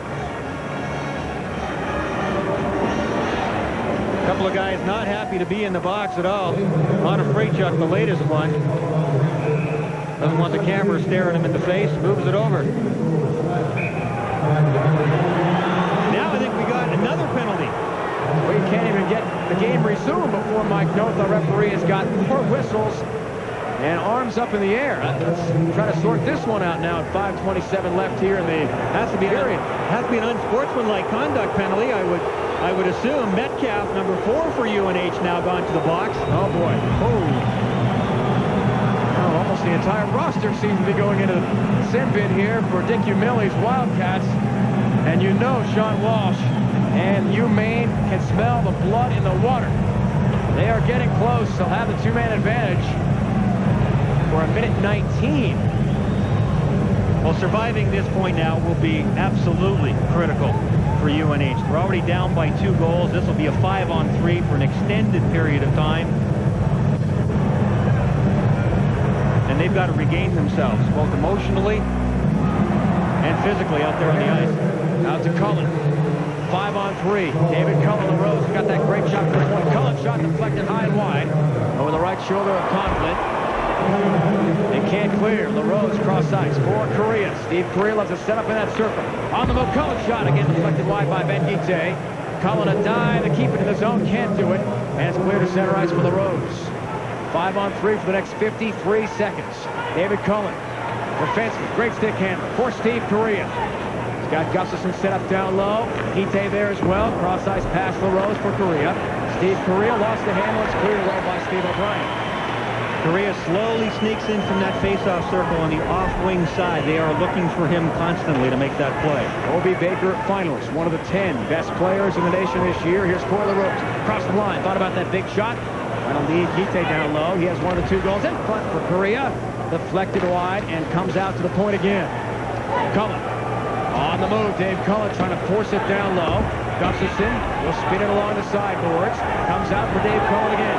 10 seconds left. 2-man advance. LaRose down low. Correa in front. Guite back there. Gustafson too. And it slips through somehow. Allen really doing a job on Guite in front of the net as well. LaRose winds up, big shot save made Conklin, and they clear out of the box. Here comes Hadar. Darren Hadar, a breakaway in. He scores! The freshman lights the lap. Can you believe it? Short-handed goal for the Wildcats, and this is a game again. Don't go anywhere, folks. It's 2-1. May leads.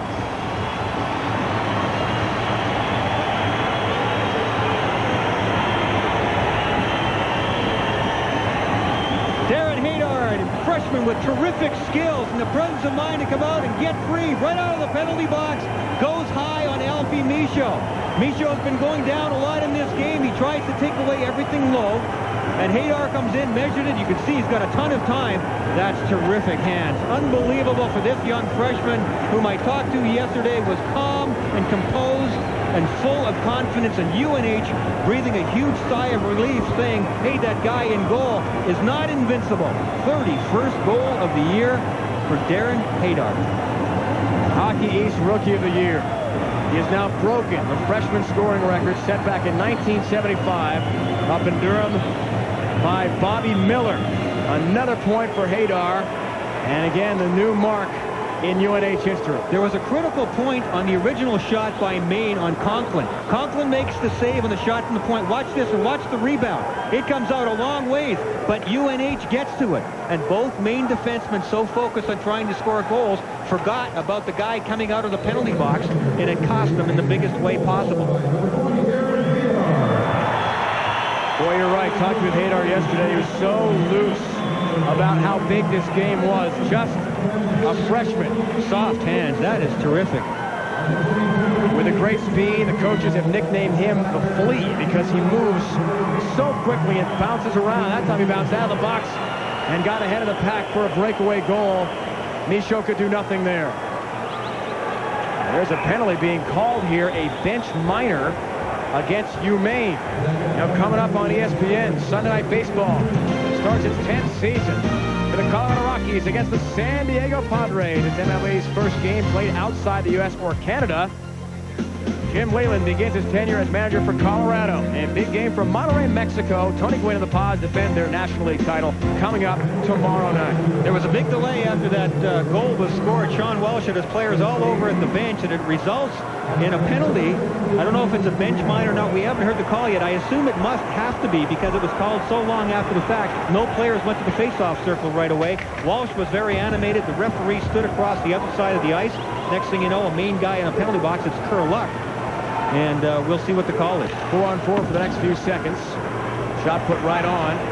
Delay of game call against Maine after the goal being scored by Hadar. John Walsh trying to stop momentum. Now power play for UNH. Talk about a switch in momentum. This game has been so topsy-turvy. 5-on-3s, dodged by Maine. A goal scored, almost 3-0. Instead, Flipwitz on the move, rebound with Souza. Couldn't tee it up, set right on again, Michaud save.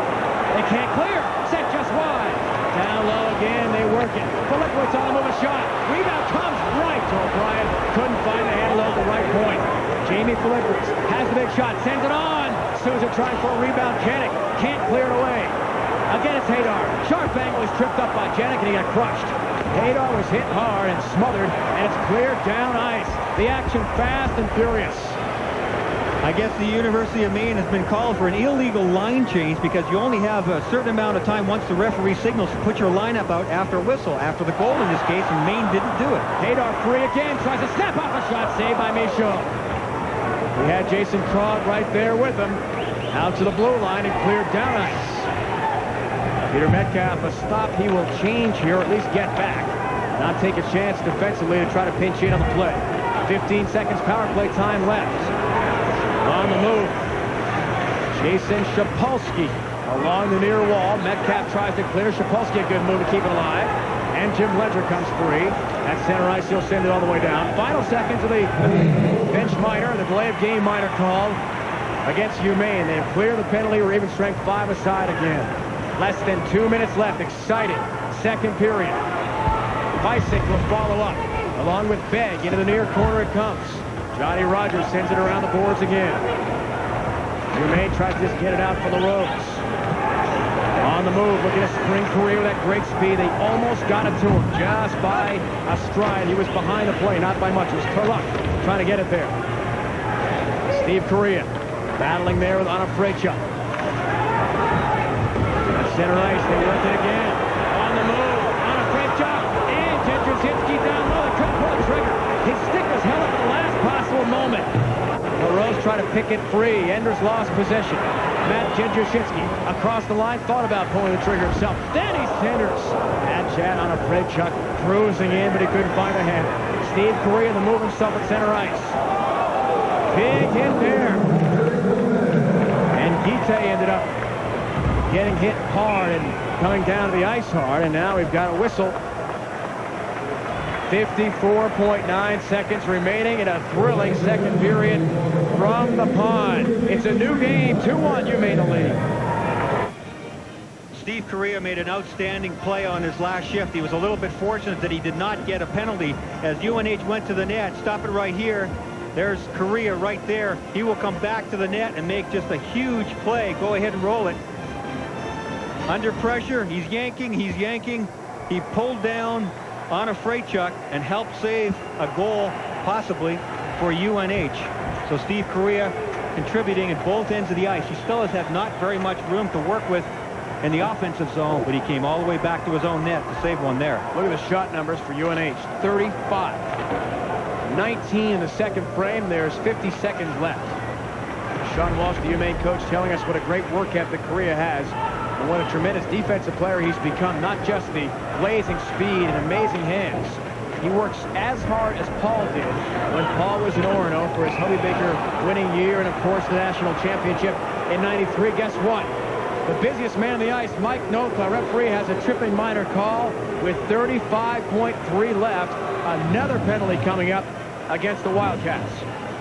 Yeah, it looks like a tripping call. I believe it's Darren Hadar away from the play. Another power play chance here 35 seconds ago here in this second period, and it's Maine on the power play. Sean Walsh, the head coach of UMaine, talks about the comparison between the two great Correa brothers, Paul and Steve. The difference that I see with the two of them is maybe just the fact that Steve's a little more of an in-tight player. He likes to play in the corners more. Paul uses his breakaway speed to create open ice rush chances. Not that Paul doesn't create down low chances, but I think the real key is the similarity between them, which is their tremendous humility, their tremendous poise, and maybe most importantly of all, their tremendous drive to just get better day by day. Out to the point for Cullen. Big shot. Auckland saw it late and handcuffed him, and he knocked it down with a glove hand. Finally was able to smother up. 30.6 seconds left here in the second period, and just 5 seconds into the power play for Maine. Good save there by Conklin, because he had to get down on his knees and look through a lot of people. Conklin's very aware of Steve Correa, naturally, because he is the leading scorer on Maine. He's also very conscious of David Cullen, the man who took that shot from the point. Cullen's got good hands. He ripped that shot from the blue line. He was trying to go upstairs on Conklin because Correa, Cullen, and Maine realize that Conklin does like to go down. Even though he's a pretty big guy, he does like to flop down. They've tried to go high upstairs on him several times. Steve Correa against Clarkson in the game in Worcester, Massachusetts, the regional to get here. Tied a career high and a school all-time high with 6 points. He was 3-3 in that game against the Golden Knights. But since then has been really shut down here at the Frozen Four. LaRose tries to send it down low for Steve Correa. Shut out the first game. No points for that top line. Gite battling. He was upended. The defensive play comes out for LaRose. Sends it to the corner. Steve Correa trying to change all that now and give Maine the lead. Final seconds of the period. Krog will look to clear it. Sends it around the boards and down ice. And that should do it for the second 20 minutes. There'll still be a minute 24 of power play time remaining in the third period when we resume, but Jason Krog and UNH down by 1. We saw a great defensive play by Steve Correa a moment ago. Jason Krog in this situation equally as good, killing penalties in the dying seconds of the second period. Just laid across the slot area and took away a potential scoring chance for the University of Maine. Great offensive player. There's Krog sliding across. That's not a defenseman. That's their #1 offensive player in that situation. Just terrific stuff from the top players on both teams. Watch Krog. Here he is, 28 white. A chance for Maine to walk out. Nobody else in front. Jason Krog. Great decision there. Good stuff.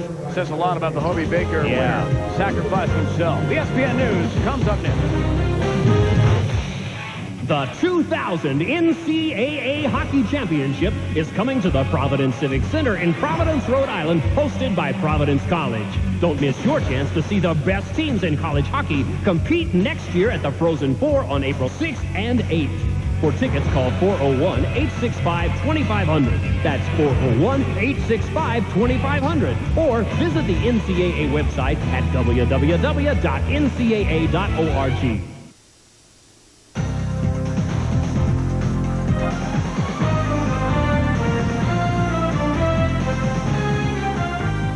From the worldwide leader in sports, this is ESPN News.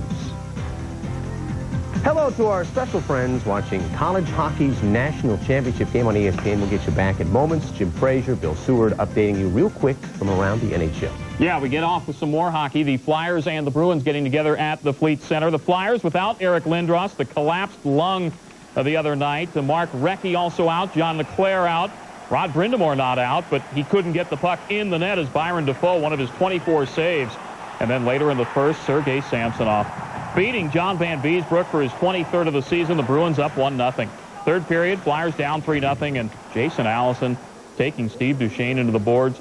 Duchesne would leave the game. The Flyers, well, they would leave the scoreboard on 0 as Byron Defoe stopping 24 shots, getting his league-leading 9th shutout. He becomes the first Bruin to post 9 shutouts since Hall of Famer Terry Sawchuk back in 1955-56. A birthday boy, Sean Bates, by the way, has 7 goals in 41 NHL games. Devils and the Penguins, second period, no score, and New Jersey's Jason Arnott has his original shot stopped, but he gets the rebound and pumps it home for his 5th, and a 1-0 Devils lead, and then 2-1 Devils in the same period. And Jean-Sebastien Aubin with 29 saves in the first 2 periods. Third period, 3-1 Devils, and Jaromir Jagr stretching out and getting his 40th. 3-2 the Devils, and then later in the third, the Penguins trying to clear Dave Andrewchuk the swipe, and he beats Peter Skudra. His 2nd of the game, 14th of the season, and the Devils win it 4-2, extending their unbeaten streak to 6 games. The 25th road victory, moving them within 2 of tying the NHL single-season record set by the Canadiens. New Jersey has won 4 in a row in this series. Sabres, Canadiens. First period, no score, and the Habs on a power play, and Saku Koivu to Brian Savage. And Brian getting his 12th of the season. Jason Daw also adding a goal, his 5th, and Jeff Sanderson getting a score for Buffalo. 2-1. The Habs in the third period of this one. Montreal with 3 consecutive losses. Buffalo with just 1 win in its last 5 home games. Leafs and Flames, second period. Matt Sundin says, puck please, and he knows where to put it. Game tied at 1. Sundin's 27th of the year. He and Alexander Karpovtsev teaming up to do a lot of damage. Karpovtsev, the one-timer past Ken Reggett. 2-1 Leafs, his 3rd of the year. Minutes later, Karpovtsev, it is better to give than to receive, and Sundin happy to receive. 3-1 Leafs, his 28th and 2nd of the game. And Toronto on a tear, at least against Calgary. 7 straight wins. Toronto unbeaten in 4 straight. Calgary winless in its last 4. Sens and Panthers. Florida digging for that 8th spot in the East. Alexei Yashin just walks in and beats Sean Burke. And we're tied at 1 apiece. Later in the first, it's now 2-1 Sens on the power play. Yashin again stick handles it and beats Burke again for his 43rd of the year. Makes it 3-1 Ottawa. And the Ottawa Senators unbeaten in 4 straight. Florida, meanwhile, 2-0 against the Sens this season. 2-5-1, though, in its last 8. Overall in trouble for the Panthers. Victor Kozlov fractured a finger on his right hand. He will not return. Oilers and Avalanche set to drop it in about 29 minutes from now. Bob Essenza and Patrick Waugh in their respective goals. Colorado unbeaten in 5 straight. Edmonton 4 consecutive losses on the road. Plenty more to come from the National Championship of College Hockey. The Wildcats hanging tough in their first ever big game appearance. We will be right back. Stars and Blues getting together in St. Louis. Brett Hull back in St. Louis, where things are falling apart, literally. Fortunately, we have some adhesive engineers to take care of the complicated repair work. Second period, 4-on-4 hockey. Hull comes out from behind the net. Grant Fuhrer has no shot. We're tied at 1. Hull's 29th of the year. Let's take it to the third period now. It's a 3-2 Blues lead. Pavel Demitra was huge in the third period. He's already got 1 goal. He's got the puck, and make that 2. And the Blues roll 5-2. Demitra outshining Brett Hull with his 2 goals and assist in the third period. The Blues are now just 5 points away from clinching a playoff spot. Dallas needs 7 more points in 7 games for home ice throughout the postseason. 4 more Dallas points will break the 1998 club's record of 109. Ducks and Isles, if you please, first period. Watch the action at center ice. Pascal Trepanier levels Mariusz Czerkowski. Czerkowski left under his own power. I am Batman. Still in the first. Kevin Howler comes out of the corner with the puck. Loses it to Trevor Linden, who beats Dominic Doucet. And 1-0 Islanders. Linden ends a 17-game goalless streak. And Linden just feeling groovy. Linden all over the ice and all over the net in this one, as the Islanders are holding that 2-1 advantage. Winless, though, in 7 straight at Nassau. Anaheim, meanwhile, 4-2-1 in its last 7. Hurricanes and the Blackhawks getting together. No score in the second period when Jeff O'Neill says, I will change that, and pump home the 14th on the season. Andrei Kovalenko with the assist.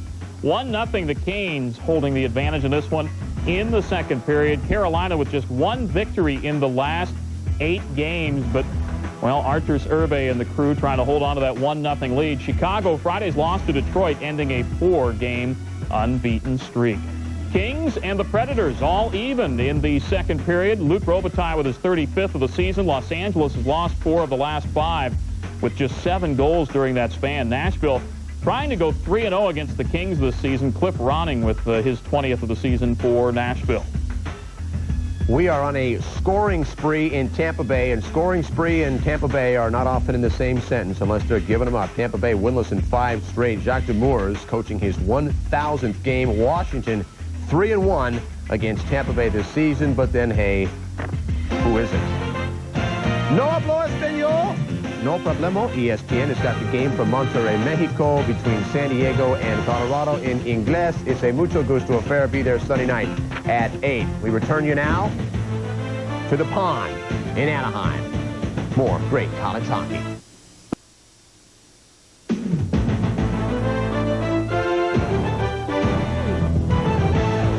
ESPN's exclusive presentation of the NCAA Division I Hockey Championship is brought to you by Tide. If it's got to be clean, it's got to be Tide. Things looking pretty good if you're from Orono, Maine. A 2-1 Maine Black Bear lead over New Hampshire after 2. This year they're 23-0-2 and having a lead after 40 minutes. That's where they sit right now. Welcome back, everyone, to the Pond. Dave Ryan, Brian Engblom. Brian, we saw everything in a topsy-turvy first and especially second period. 9 penalties in the second frame alone. This has been a wild game, and both teams are going to have to get themselves under control because of those penalties. Even the coaches get distracted in a game like this. The team that gets themselves under control the best in this third period is going to win this game, I think. Well, Brian, Steve Correa told us yesterday the big impact the 4 freshmen have had for UMaine have been a huge role in the way UMaine has played this year. Nico Dimitrakos, one of those. David Cullen made the initial play to get it to Dimitrakos, and then the second goal was scored by Kurla coming out of the penalty box, but a skate by Vitorino going through the crease made all the difference, and UNH came right back. Hadar coming out of the penalty box. He goes in just smooth hands, tremendous under pressure. The freshman pulls off a goal and narrows the lead to just 1. Here are the stats through 2 periods. 28-18 the scoring chances in favor of UNH. So you can see that they've done everything still offensively that they want to, but they haven't been able to score enough goals. Now here are the 2 offensive stars, one for each team. Jason Krog, his minutes, and the minutes for Steve Correa. Krog's line has played a lot more in these playoffs than Correa's line has, and it shows right there. And Brian, we talked to Jason Krog, the Hobie Baker Award winner, about winning the award that makes him the nation's best college hockey player. Well, it's just, it's just totally overwhelming. Yeah, it's a great honor, and I really can't believe it's all happening right now. But I think right now I got to put the whole thing on the back burner. I mean, the program, I think it's made great strides over the last 5 years. You know, being nationally ranked and really, you know, getting the name out and that. For myself, I mean, win a championship like this would just be such a huge goal to attain that I can't even explain it. But I don't know, it's unbelievable. Jason told us it took quite a while for it to sink in. He was awarded the Hobie Baker Honor yesterday, college hockey's equivalent to the Heisman Award, winning the nation's highest individual honor. And Christine Pierce, a senior from RIT, Rochester Institute of Technology, awarded the Hockey Humanitarian Award for overcoming dyslexia and Hodgkin's disease to become a student-athlete All-America hockey player. Congratulations to her. Just underway here in our third period. Power play time remaining. And Maine with that 1-goal advantage, trying to make that at least stand up. 20 seconds in. It's going to be critical here for both of these teams to get themselves under control. I'm sure the coaches were talking a lot about that in that second period intermission because things were simply getting out of control, even in behind the benches. Everything on the line here, so much emotion overflowing. These teams have been in each other's faces. Even at times at the end of the second period, the coaches were getting in each other's faces a little bit. They want it bad, and well, they should. That's the wonderful part about sudden death, sudden victory, hockey, basketball, or whatever the sport is. And we're seeing everything overflow in this game here tonight. Steve Correa, center ice, trying to get loose. He's been held up in the neutral zone quite frequently in this game. That's been one problem, just can't get the free ice. Colin at the right point, tries to send it on. Sadowski broke it up. Comes into the far corner, John Sadowski. Just underway here, third period. UNH down by 1 and shorthanded for the next 36 seconds. Another crucial stage of what has been a wild back-and-forth game with multiple momentum switches for each side. It seems like one team is going to take control, and then the other comes right back. The Haydar goal, a good example. Barrett Heiston battles in the near corner. Tries to come free along with Dan Kurluck. He had a goal called back, as we saw a moment ago. Here's Heiston trying to make something happen. Banks it off the back of the goal. Comes out for Janik. Now Kurluck tries a backhander. It was deflected away by Enders and gloved out of the defensive zone by UNH. Excellent job there by Enders coming out and sliding across. Nick was on his backhand. That was an advantage for UNH, but Enders took away absolutely everything, blocked the shot, and still had his man tied up in front of the net. Rod tries to float that pass ahead. Instead, Jim Ledger, the intercept. He'll send it down where Eric Lynn has got to play it. Out of his own zone for the Wildcats. They're down by 1, and we are back to even strength 5-a-side. Play is whistled down at center ice. Well, I think Alfie Michaud had the number of the top line in the first period and well into the second period. They were frustrated. He had taken away a lot of the juice of UNH, but that goal by Haydar coming out of the penalty box should revive the big line, and that could be all the difference in the world. 69 of 71 shots. Unbelievable. 97.2%. An acrobatic young man we mentioned earlier on. He can juggle for hours, apparently. He's a great gymnast. He can do one-arm handstands, back-over handstands. Unbelievable stuff, and he's showing it all on the ice here in this tournament. You know, in French, the name Michaud means lukewarm. Well, here, I dare say he's been scorching red hot. Without question. Comes out of the face-off circle on the near side. Played forward by David Bush. Comes to Ryan Cordero. Makes a good move to get by one defender. Got by A.J. Begg, but couldn't control in the offensive end. Lipwitz almost lost it with Ledger right in his face. Well, that's the aggressive nature that I talked about of the University of Maine defensemen. They will take runs at players, but they have to be careful because that's the price you can pay if you miss. Stolen away. Grabbed by Walsh for a moment, then Tim lost control. A.J. Begg on back check. Got it his way. Here's Steve Correa. No points yet in the frozen four. Trying to change it here. Jets across the line. Correa looking at a great backhander. Ripped it wide. Conklin did not have to make a stop there. And Tratnik at center ice sends it all the way into his own corner. The speed of a Correa, no matter what the first name is, always puts fear to the hearts of defensemen of the other team. On that last rush, Steve Correa and Maine had UNH back way inside their zone. Unfortunately for Steve Correa, he missed the net on the backhand. I don't know if it was deflected or not. but just the mere fact of him gaining speed and getting to top speed very quickly had the defenseman back way into the zone. Korea at the top of your screen. Watch how these defensemen back off way too far. They're down below the tops of the circles. I think Steve was so focused on getting a good backhand shot away, he himself did not realize how much room he had in the slot. He could have stopped up, changed onto the forehand, and just ripped one at the net, and no one still would have gotten to it. East Regional MVP. Also the winner this year of the sportsmanship honor in Hockey East. Remember, his brother Paul won the Lady Byng in the NHL. So it says a lot about Steve Curry and everything he does on and off the ice for the UMaine program. A senior and a Hobie Baker finalist, one of the 10 best in the nation. Here's Mark White. Plays there for Enders along the near wing boards. He darts up ice. Return pass for White, pitches all the way in as a defenseman trying to center. No one home, and Heights in the intercept. He'll clear down himself. UNH has used the far side of the ice more effectively than Maine has throughout this game. In other words, when they come up one wing or the other, they'll make the cross-ice pass, and more often than not, the University of Maine defenders are all on one side and have to recover quickly. And they lose control. In front, they score! Souza! Mike Souza feed! UMaine lost track of the top line for a moment, and Souza makes a pay. We are tied at 2.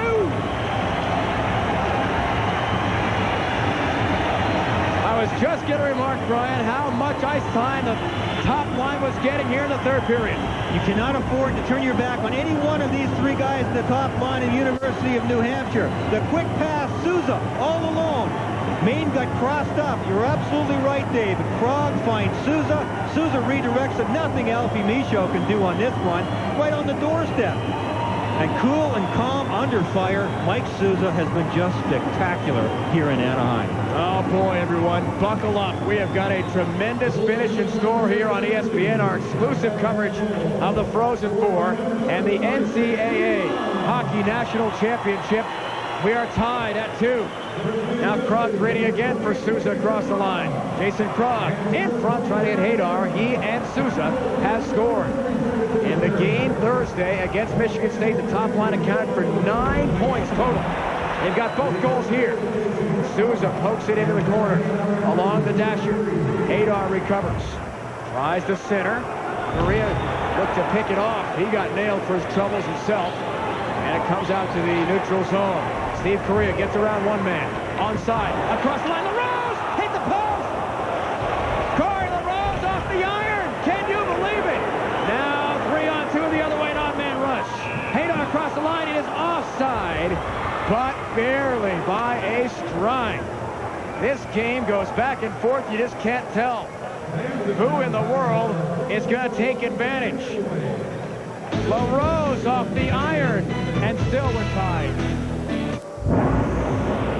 Mike Souza has been spectacular here in Anaheim. This is in game 1. His first goal, a very opportunistic play, and he buries it in behind the Michigan State goaltender. Then this is a terrific play. Look at the cool and calm and the stay with it, the shovel it home, and then tonight, picking his spots to get open. Down at the bottom of your screen, circles up, Krog gets it, over to Souza. Outstanding stuff. Mike Souza has been phenomenal. 4 multi-goal games this year for the junior left wing from Wakefield, Massachusetts. He tied a season high with 4 points in the game against Michigan State. He was 0-4 for 4 points, 4 assists against UMass earlier in the year. On a great jump. Along the dasher, lost control for Metcalf. Dimitrakos, who has had the huge Frozen Four as well in 2 big games. Now this line that has been so good, Gite, Dimitrakos, and Kurluk trying to come alive. Sadowski sends it through. He'll try to create again. Edgershitsky. He's hit hard. Chad on a freight chuck will try to come free himself. Goes around Dimitrakos. And Ben Gite comes free. He and Dimitrakos, 2 goals scored for Maine. Souza and Hadar have tallied here for UNH. And guess what? We are all tied at 2 in the national championship game. O'Brien sends that forward. Deflected first, and Metcalf will lob it in the defensive zone. Lipowitz almost lost control with Matthias Tratnik, who's played so well here in the Frozen Four, right in his face. And Tratnik's done a great job. He had an excellent game last game, and he's always in the thick of things, turning pucks over. Turnover here on the move. Jim Ledger trying to get back to Vittorino. He had charged down right through the circles. Jim Ledger at the goal line in the near corner. He battles there with Steve O'Brien. Czapulski tries to get it free, and O'Brien, while prone on the ice, throws it out of his own zone, and we've got a whistle. Coming up Thursday, 7:30 Eastern Time.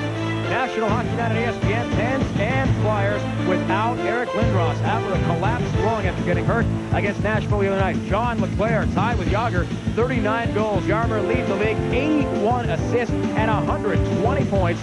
It all comes up Thursday night on ESPN. For more, log on to ESPN.com. Part of the Go Network, go.com.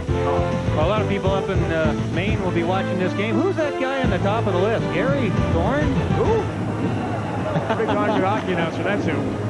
I think everything else announcer. Yeah, he'll have one eye on this game, that's for sure. 2-2 tilt here from the pond. About 12,000 fans here tonight. Much bigger crowd here tonight. Near sellout in Anaheim for the championship round. At center ice, Bush lost control momentarily. Comes away to Tim Walsh. Try to lead Cordero on the near wall. Some big hits there. Now Stewart crosses the line himself. Had the game winner the other night. Wide of the net, Heisman, run! A great save made again. Down low, what a stop. How many times did it happen? Conklin making a tremendous save. And it's cleared away again. At center ice, Haydar goes around Eck. He's wrestled down, no call. Well, you know the UNH fans wanted one there into the corner. Kronk throwing his weight around a bit. Haydar tries the center for Souza. He was held up slightly at the goal line. And Maine clears the zone again as we're heading down to 13 minutes left in regulation. Both teams trying to draw some penalties here. There have been so many called throughout this game, and with everything hanging in the balance in this 2-2 game in the third period, the power play now will certainly be critical. Steve Correa blasts in along the left wing, tries to break. Stop and go move for LaRose. And a whistle stops play with 12:49 to go. A violation in the Maine offensive zone. Face-off at center ice when we come back. Conklin making a huge stop a moment ago to keep this game tied at 2. There's the Jungle Cruise at Disneyland, and of course in Fantasyland, that is the carousel I know because I took our 4-year-old 5 times this week in Toontown. She loved the kid coaster in the back there by Mickey's house. Michael Eisner, the chairman of the Walt Disney Company, certainly enjoying, as a huge hockey fan, this tremendous national championship game here from the pond in Anaheim. 12:49 to go, third period. We are all knotted up at 2. Somehow, UMaine lost track of the top line toward the beginning of the period. Haydar, Souza, and of course the rest of the company made them pay. Darren Haydar made a really good point yesterday when I was talking to him. He said, we lost to BC a couple of weeks ago. We ran around in overtime, and it was a tight game. It taught us a lesson in tight games not to run around. Then we came back the next game and beat the University of Michigan 2-1 in overtime in order to get here to Anaheim. And so I feel like, looking at what I'm seeing out here on the ice, that they were running around for a time. They must have talked to themselves about that and got themselves back under control. Across the line, Cullen goes all the way himself, and the net is knocked off the pegs. Dave Cullen, co-captain, senior defenseman, charging all the way through, creating some havoc in the UNH defensive zone. Ty Conklin. Talk about going to the net strong. This is it. David Cullen handles the puck as well as any defenseman in the NCAA hockey. Drives wide, just throws it into the crease and stuffs it there. You have made players going to it from any direction possible. Looks like Magnus Lundback ended up going head first right into it. Ouch. Oh, it was Heisman, 37, not 32. Heisman has done that effectively well here in Anaheim. He goes to the net every single shift. Dave Cullen, third leading scorer of the team. East Regional All-Tourney and a first-team All-Hockey East performer, and showing why. A tremendous performer. His uncle, John Cullen. Actually had 3 uncles playing the NHL. John, of course, recently with Pittsburgh and Tampa Bay before overcoming the cancer. Now, assistant coach for the Lightning. Learned quite a bit growing up there in St. Catharines, Ontario. Under 12 minutes left, third period. Brilliant game from the pond. Isho leads for the defense, and this is David Cullen. Lost the handle momentarily. Metcalf plays in the far corner. Krog tries to take advantage. Jason Krog on the ice in front. Jedrzejczycki was there. Comes right for O'Brien. And Jedrzejczycki was set up right in front of Alfie Michaud. Almost had a golden opportunity. O'Brien throws down low. Krog was there again. Jedrzejczycki forces in front. Made a great pass. But no one home in the low slot. And O'Brien will march up along with Cullen. O'Brien trying to win it back and eventually takes it from Dave Cullen. The game's sort of under control right now. The recklessness that was apparent earlier on, certainly through much of the first and second period, has now settled down. It's a 2-2 hockey game. Nobody wants to make any mistakes out there. Everybody trying to pick their spot. If there's an opening, turn it into the winning goal. High-pitch drama will start to really increase very soon here. We've had a good dose of it already. Korea, the intercept in his own end. Sends out to center ice, Christian Brignalo at the red line. Plays to the near wing boards all the way in. And the play is whistled down with 10:48 to go here in the third. The shots right now, UNH 37-24 for Jason Krog, the Hobie Baker Award winner. And the Wildcats in a tie game. And he's so mellow, as you were talking about, in terms of his mood. You didn't see any panic in UNH when they were down by 2 goals this game. We've seen everything from the big line on this UNH that we expected, just like we saw in their semi-final game. They have contributed again here tonight. The way Souza and Haydar work when Krog is being watched very closely. 6 goals, 8 assists in the Frozen 4 for the Krog line. Not bad. 9 points in the first game. Frozen 4 semifinal victory 5-3 over Michigan State. Krog to the left of Conklin. Corey LaRose, who's had a big game. And Sadowski will go head-to-head. Marcus Gustafson is waiting to the left of LaRose. He has got a huge shot, as does Corey. And it's cleared out to the neutral zone. And Marcus Gustafson has had some scoring chances in this game, especially early on, but he wasn't able to bury. He's due. Gustafson will give chase into the far corner. Lipowitz tries to bring out himself. Here's Correa looking to center. Had Gustafson set up just to the left of Ty Conklin, who's backed up deep into his own net. On the far wall, the dasher. Correa comes free with it. Steve Correa hammered there and hit hard. Sadowski got a good piece of him and ran him into the end boards. Now Chad on a freight chuck inside his own blue line. Lob to center ice. Won back the interception, though. And he'll send it in as well. Line change for each team. Lipowitz down ice. Freight chuck in his final moments of this shift. Tips it down, allowing his new teammates to come on ice. Intercepts. Sapolsky charges in. Jason Sapolsky sends it in front. Good opportunity. Fights it. Sapolsky again. Sharp angle shot. Rebound loose. And a whistle. That's going to be crease violation, a crease call. You cannot be in the crease in the college game at all, regardless of puck before or after, as it is in the NHL game, and it comes out to one of the face-off dots in the neutral zone. Alfie Michaud sharp in this last sequence. We've seen a lot of hitting in this game. In spurts. Early on, we saw an awful lot of it. Correa and his line mates on the last shift got pounded around behind the net. There's Alfie Michaud defending that crease extremely well, and there's the crease violation that we talked about. That's why the whistle was blown there. And here's where Correa just gets crunched, and then he gets roughed up a little bit, too, by John Sadowski for his troubles. No penalties called. Cullen in the far corner lost his edge. Tripolsky. And Johnny Rogers getting time here with C.J. Fysick, number 18. Fysick controls the goal line in front, tries to go for Rogers, who's tied up. Manhandled by Cullen, sent down hard. Now the other way. Tyson tries to send out a shot. It's actually Kerluck on the backhand try, and it was knocked down all the way into the offensive zone, and an icing call as soon as it crosses the goal line. A lot of physical contact, and someone's lost the lid. Fans a little bit upset here. I think that there was no penalty call perhaps on David Cullen, but I thought David Cullen did just a really good job of coverage in front of his own net. You got to play strong. There he is against Johnny Rogers. He knocks Rogers down as Rogers is going for the puck, and yeah, I guess you could say, well, possibly there could be a penalty call, but on the ensuing play coming back down the other end of the ice, Dimitrakos, the man with the good hands, was trailing, wanted the puck, but never got it.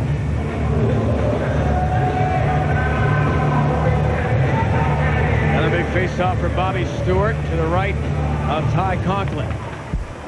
Head-to-head with Walsh. Quick shot sent right on. Conklin didn't know where it was. It was Heiston with a wrister inside the left circle. Ty Conklin squeezing the pads and hoping it did not squirt through and trickle across the line. Yeah, he wasn't quite sure where that one was. Ty Conklin's come back a long ways. I think he was a little upset with himself earlier in the game on some of the goals that he allowed, but a big save that he made sliding earlier in this third period, I think, has restored his confidence. That was the last play off the faceoff. Sent down ice by Bush. Janik lost control, almost intercepted there by Bush at center ice. Again, Maine on the attack. Magnus Lundback is getting time because Walsh is injured in this game and not able to play for Maine. Here's Bobby Stewart. Shovels that forward beyond the red line. Comes right to Lundback. Across the line himself. Try to create some offensive tries here for Maine's team. Fairly conservative. Hadar across the line himself. Cullen heads him off the pass. Then comes to Vitorino. Right around Souza, who was there on the forecheck. Almost intercepted by Krog. We know how dangerous he can be. Lynn lost the handle. And Cullen sees it squirt out to the far wing boards. Rolling down to 8 minutes left regulation. We've seen one OT throw already involving Maine. They beat BC 2-1 on Stewart's game winner. Across the line. The smart players will have a sharp eye for tired opposition out there, Dave. Critical situations. Ledger centers, but no one home. Tratnik was crashing the net. Along with Vitorino. On back tries to clear. Lynn has got to wait for his teammate to clear the zone. They do have a touch-up rule. Once you clear the zone, the delayed offside is waved off. But UNH fails to do so on that exchange, and they'll play it again on their own end. At center ice, A.J. Begg spins and fires off the far wall. Lipowitz keeps it alive for UNH. They'll look to pressure the puck as much as possible. That is their game, especially in the neutral zone, looking for turnovers. Korea. Good speed and stop and go. That kind of looked reminiscent of Paul, except of course a left-handed shot. Sadowski trying to break out the other way. Has Jedrzejewski with him. And deflected into the near corner along the wall. And out to the red line again. The biggest difference in the first half of the game and this second half is the fact that one-on-one UNH players with the puck against Maine defenders, they were beating the Maine defenders in the first half. The second half of the game, the Maine defenders, I'm talking forwards and defensemen, have done a much more solid job and not been getting beat one-on-one, especially at their own blue line from their end. Rose almost got free. Dimitrokos has had such a great frozen four, can't find the handle. Chapolsky and Feisik along with Johnny Rogers. Eck makes sure he doesn't get in anyone's way. And Guite almost lost the handle in his own end. A dangerous play. Doug Janik chips that forward. Good play for Guite. Couldn't quite find the handle cleanly. Enders takes him out along the end boards, and it's cleared all the way down ice. Bad pass from Dimitrokos trying to get it to Janik at the point. Quickly a breakout play left for Kurluck. And Kurluck had one taken away. And Vitorino, his teammate, was in the crease ahead of the puck. And how big a play is that right now? My goodness, that would have been a 3-0 lead. All the air would have been out of the sails of UNH. They dodged the bullet there and came back and narrowed the gap to 2-1 shortly after. Watch out, everyone. Krog's line back on the ice. They've got both goals in this game. Magnus Lundback will bring it across the line himself. Darts through traffic. Now he'll stop. Look to set up. Stewart on the move. A shot. Saved by Conklin. Bobby Stewart bidding for another game-winning goal. 5:47 to go in our exciting third period. Which coach? Dick Amelia on the left.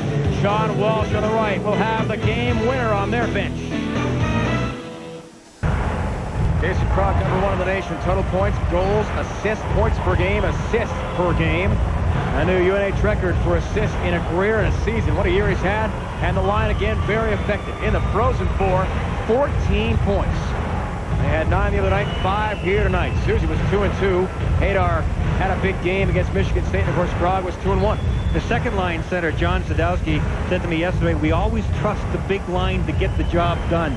And they have got the job done last game and tonight so far, although it's not over.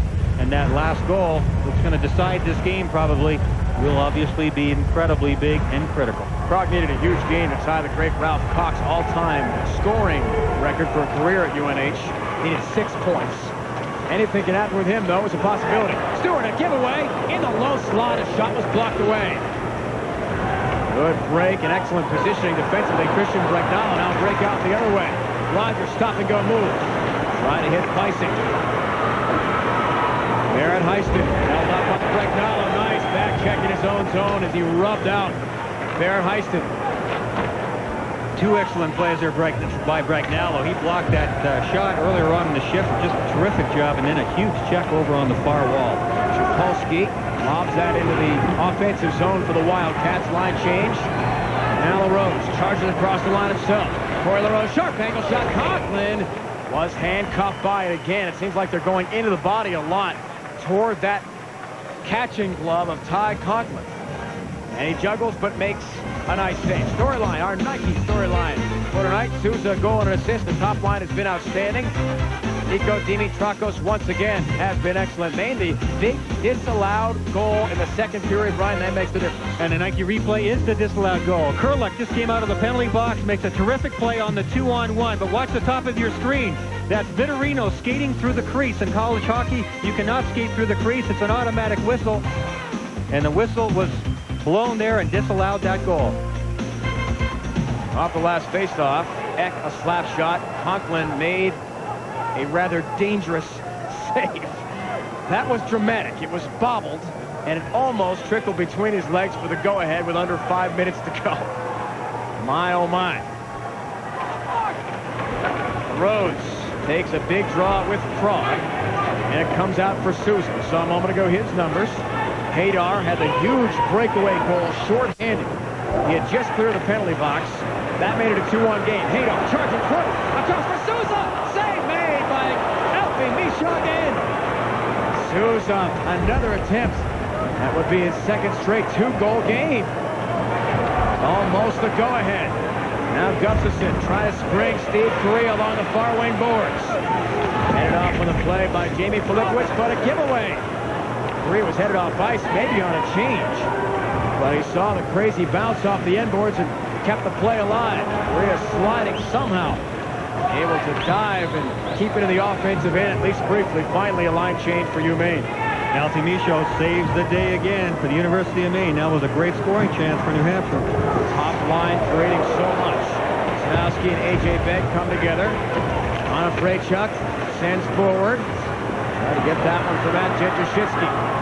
Instead comes the Black Bear attack one more time by Nico Dimitrakos, the freshman outside the circle, a big shot. It was deflected high in the air. Kurluk tried to get out of the way.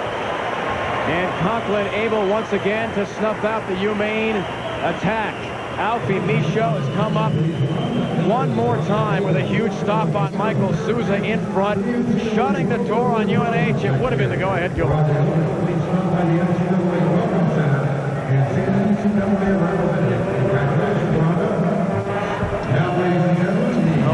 Sean Walsh told his team before the regional play, it was kind of like a golf tournament. Each game being 9 holes. We've got to cover 4 games with 9 holes, make it 36 total, each period being 3 holes. That's kind of the analogy he used to try to get them through. Well, right now, what do you think? Big birdie putt on the line for each team. Yeah, I would without question. So much on the line now. 3:40 to go in our third period from the pond. There's no snow here in Anaheim like they had at Scottsdale. The seniors, how about that? On the end boards. Dimitrakos tries to come free with it. Enders will flip him down. No call, though, from our referee, Mike Noah, who had 9 penalty calls in the second period. For the third, we've been pretty quiet in that department. UNH tried to make the attack the other way. On a Freychuk on the move. Try to center that for Jędraszewski. Sadowski out there as well, looking for a wraparound try. Filipowicz at the left point. Moves it down low. Gite in his way. On a Freychuk trying to center. He's out there for Steve O'Brien. He looks to dump it down low. It was deflected just wide. Sadowski was battling in the low slot. Just outside the crease. On a Freychuk. Wrapped up from Dave Cullen and a whistle. On a face-off deep in the UMaine zone. Michaud again will be tested. Alfie Michaud was allowed 2 goals tonight. If it weren't for him, it probably would have been 6 or 7 against. There have been terrific scoring chances against him. The numbers on him so far, 39 saves. Rebounds allowed 15. The fact that he does give up rebounds, but when you're inundated, it's pretty tough to control everything. Chances allowed off rebounds, 9. But he can't be faulted on a lot of those situations, trust me, just because of the onslaught of UNH, particularly the big line. Dick Umile sends the big line out whenever he can, but he's got a terrific effort, as both these teams have, from everybody on the ice here tonight.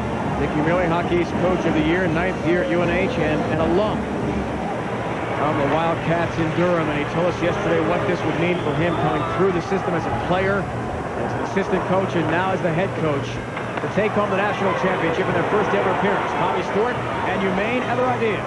Across the line himself. T.F. Heisted on the move, almost did it. Great feed there from Bobby Stewart, playing center ice tonight instead of his normal wing spot. Brendan Walsh out of the UMaine lineup thanks to a leg injury. Magnus Lundback knocked that down, and it is offside. Enders will take offense to the late shot. NHL doubleheader is coming your way. 2 games to talk about. Playoff drive is heating up. And ESPN 2 is the best place to tune in. Devils take on Carolina Tuesday, 7 o'clock. Devils lead the Atlantic Division with 91 points. The Canes lead Florida by 6 in the Southeast Division. And then Bruins, Panthers. Wednesday, 7:30. Bruins in 8th place in the East right now, in control. The Panthers trying to get in, either by winning their division or catching Boston. For more, log on to ESPN.com, a part of the Go Network, go.com. One of the disturbing things for UNH is when there are quick turnovers, they're backing in too far into their zone, and it gives Maine a chance on the rush. A couple of times in this period, I've seen where they backed in very far into the tops of the circles. Rose for Korea, but he was sandwiched by 2 defenders. Now Souza the other way. Top lines on the ice again for each side. 2 minutes to go in regulation. Marcus Gustafson darts across the line himself. Into the offensive zone below the goal line. Along the dasher, O'Brien wraps him up. All the best 5 players are going to see most of the ice time from here on in, as much as they can. Metcalf trying to get in the way of the UNH attack, and here's Krog. Cross ice for O'Brien. Rolling down to 90 seconds left in a thriller from the pond. 2-2, we are tied. Souza across the line. Cullen. And Souza just flips that right toward the net. You never know what's going to happen with Hadar crashing in from the right wing. Well, you mentioned the big stars going to get a lot of time, and especially Souza and Hadar and Krog, because they have played a lot already, but they have been roughed up, and they've lost a little bit of a step. You can't blame them for that. A lot of ice time over the last 2 games, under pressure. That takes some of your energy away. And these Maine guys that we talked about early in the game pride themselves on being physical and being strong. They feel they can play the one-on-one battles and wear you down. And they have taken a step out of the big line. That may be telltale with 1.5 minutes to go in a 2-2 game.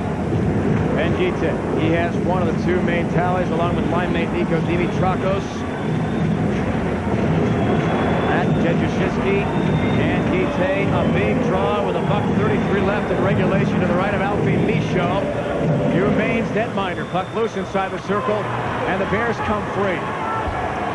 Doug Janik pokes that ahead from Kerluck outside the left circle. Sent down by Anders Lundback. Loose there for Gite, along with Dimitrakos.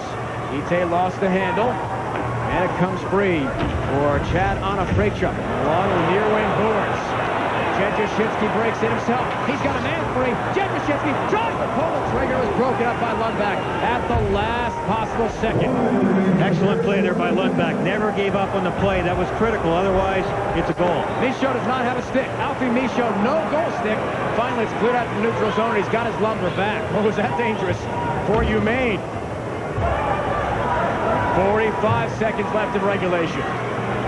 Who is going to take control from the pond? Blasted over the boards, out of play. That means a face-off in their own zone by the co-captain, Dave Cullen. Dangerous play. Everybody get a little quick breather here in this final push, but the great defense on that last shift could very well have saved the game here for U of Maine. Vitorino going to the net, and there's Lundback being really strong on the puck, not giving up on it, snuffing out the play because Vitorino didn't know he was coming from behind. And I think he'd just gotten himself into a good scoring position, was about to pull the trigger, and Lundback took that all away. And remember here, Dave, 39 seconds ago, if it's still tied, we clean the ice surface and go until there is a winner in overtime. Top line again out there for UNH. Lipwitz tried to hold that in. Lundback had other ideas. Cullen banks it off the far wall. Half a minute left, regulation time, a 2-2 game. For all the marbles here at the pond, the NCAA Hockey National Championship. The Frozen Four from Anaheim. Metcalf tries to ship it around the boards. The intercept comes out to the point. To Lipwitz, a shot! It was blocked. Never got there. Metcalf helped block it down. 10 seconds left in regulation. O'Brien at center ice. Cross ice. Michael Souza on the move, a big shot. He missed the net. Not by much. Puck loose. Cullen clears. And that'll do it. Oh, Michael Souza came so close to winning a national championship for New Hampshire with a huge slap shot from the left point. Can you believe that? And huge it was. Again, UNH has been very effective at using the whole width of the ice, much more so than Maine. Now, on this last play in the dying seconds, Souza will end up with the puck on the far side with time and room. He measures it, and does he ever crank it? And just got by on the far side. That had Alfie Michaud beaten. So close. Oh, my goodness. Perfect example of the emotion. We have a full intermission break here. ESPN News is next here on ESPN. 2-2 after regulation. Overtime comes up in a few moments from the pond.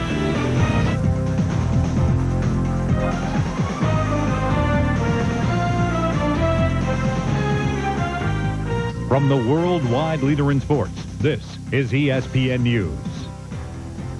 And a special welcome to those of you watching us on ESPN. It's the end of regulation between the NCAA Hockey final between UNH and Maine. They're all tied up at 2. She is Pam Ward. I'm Ian Page here at ESPN News. We'll get you caught up on some other hockey. We'll start you off in the NHL with the Flyers now without Eric Lindros. Without a lot of their stars, certainly, in this game. Eric Lindros is going to stay hospitalized in Nashville at least until Tuesday as he continues to recover from a collapsed lung suffered in Thursday's win over the Predators. Details released earlier today, downright scary. Doctors had to perform emergency surgery on Lindros in the examining room.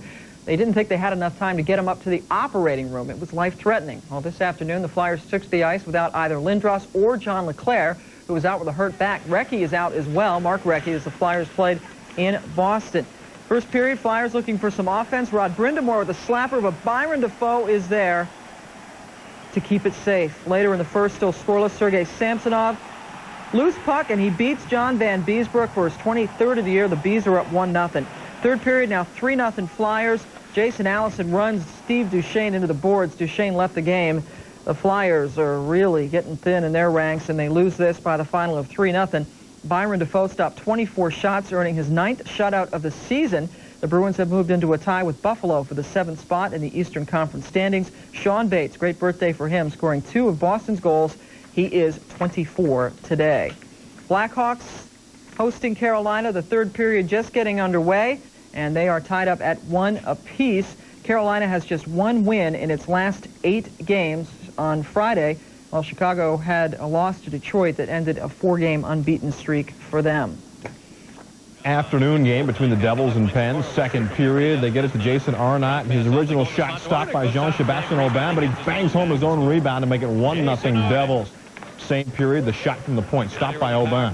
But he makes the great save on the rebound attempt. 24 saves in the first 2 periods for Aubin. And then Jaromir Jagr breaking in the third period, beats the defense, and then he beats Chris Terreri. That's his 40th of the season. Give me the salute. Late in the third, the Penguins trying to clear the zone. Stolen by Dave Andrechuk.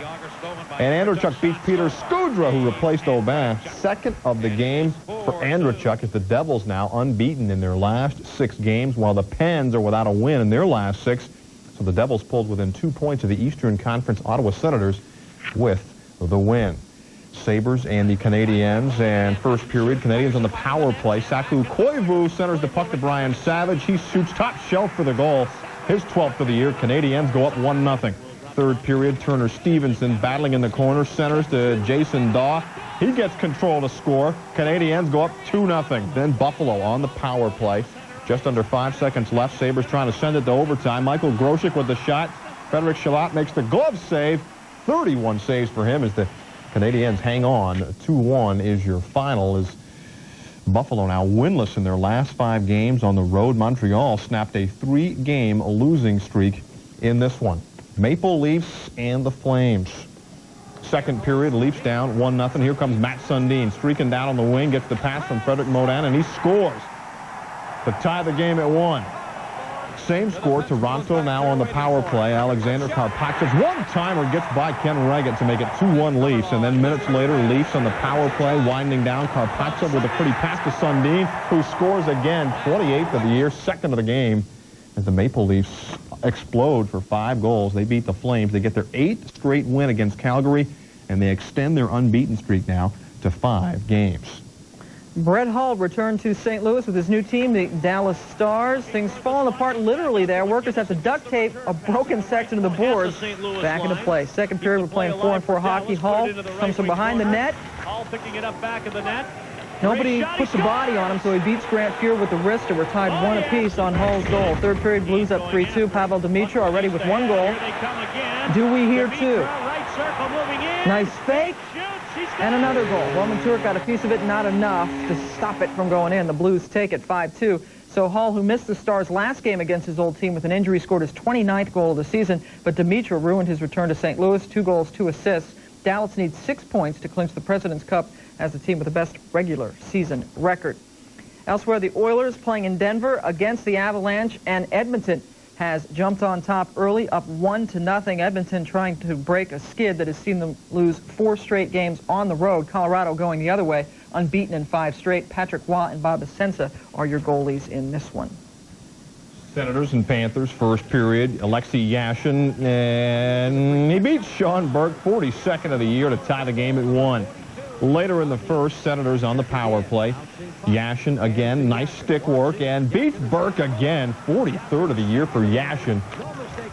Well, that makes it 3-1, and the Senators get the win. 6-4 as Yashin's got 2 goals and 2 assists in this one, as Florida just 2-6-1 now in their last 9 games.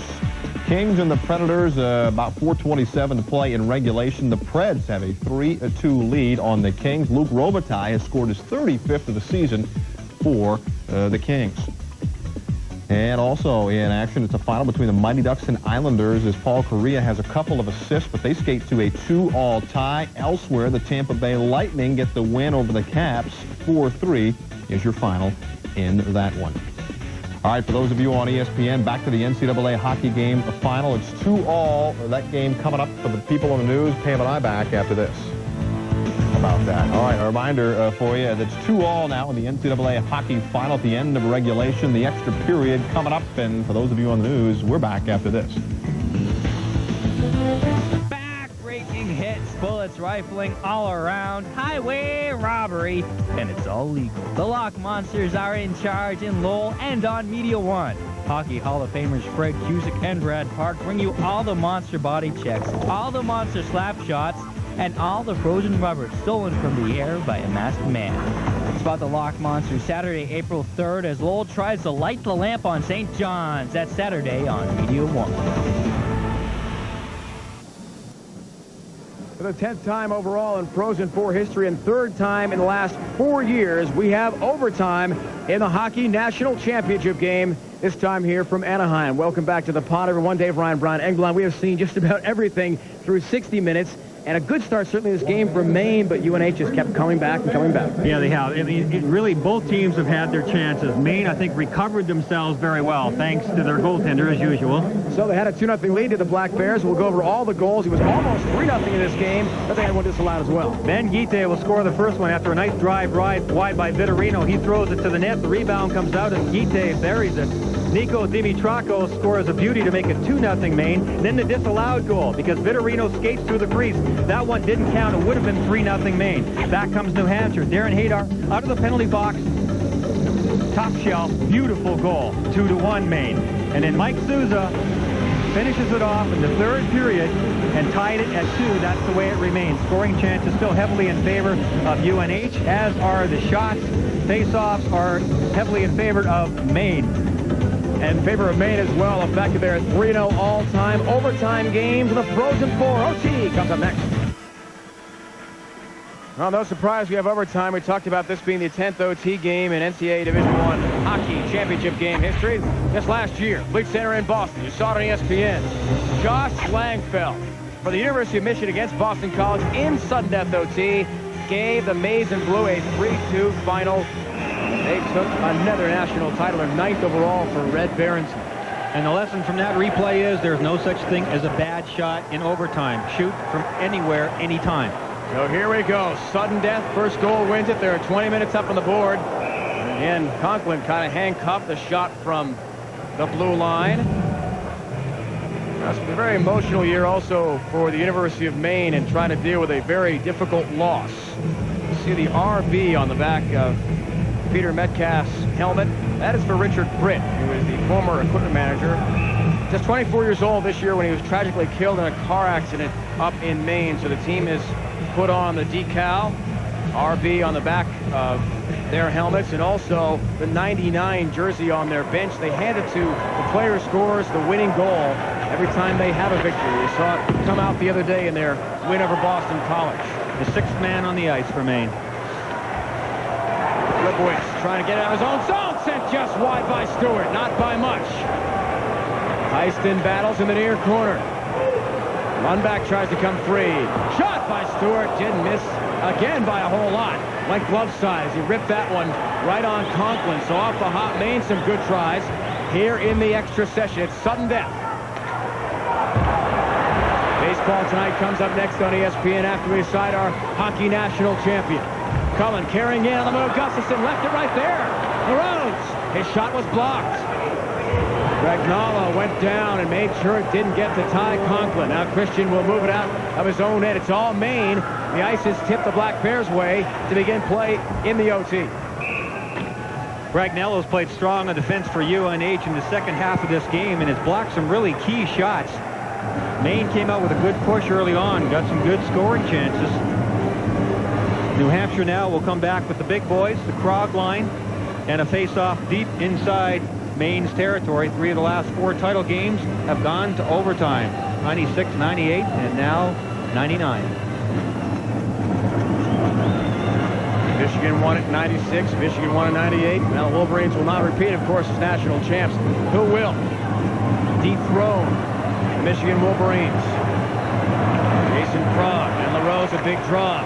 Souza almost came free for a moment, then Janik clears the center ice. LaRose, nifty little feed from Steve Correa, stood up at the blue line. Correa tries to regain, and Souza banks it off the far wing boards to center ice. Janik up ahead. Steve Correa, nifty give-and-go move, but he lost it. Here comes Jason Krog, some room to maneuver. That is dangerous if you're Maine. Tries to send it for Hadar into the corner, but Janik there first to break it up. And the Black Bears looking to spring Correa. Boy, he was out of the field again. Not by much. They missed that play.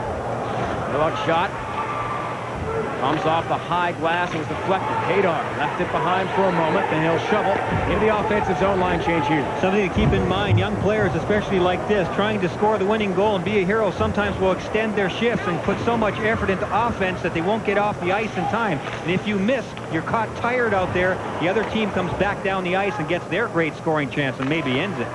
Dimitrakos on forecheck, trying to take advantage of a mistake. Ron Sadowski follows up. Cullen, though, the All-American there first.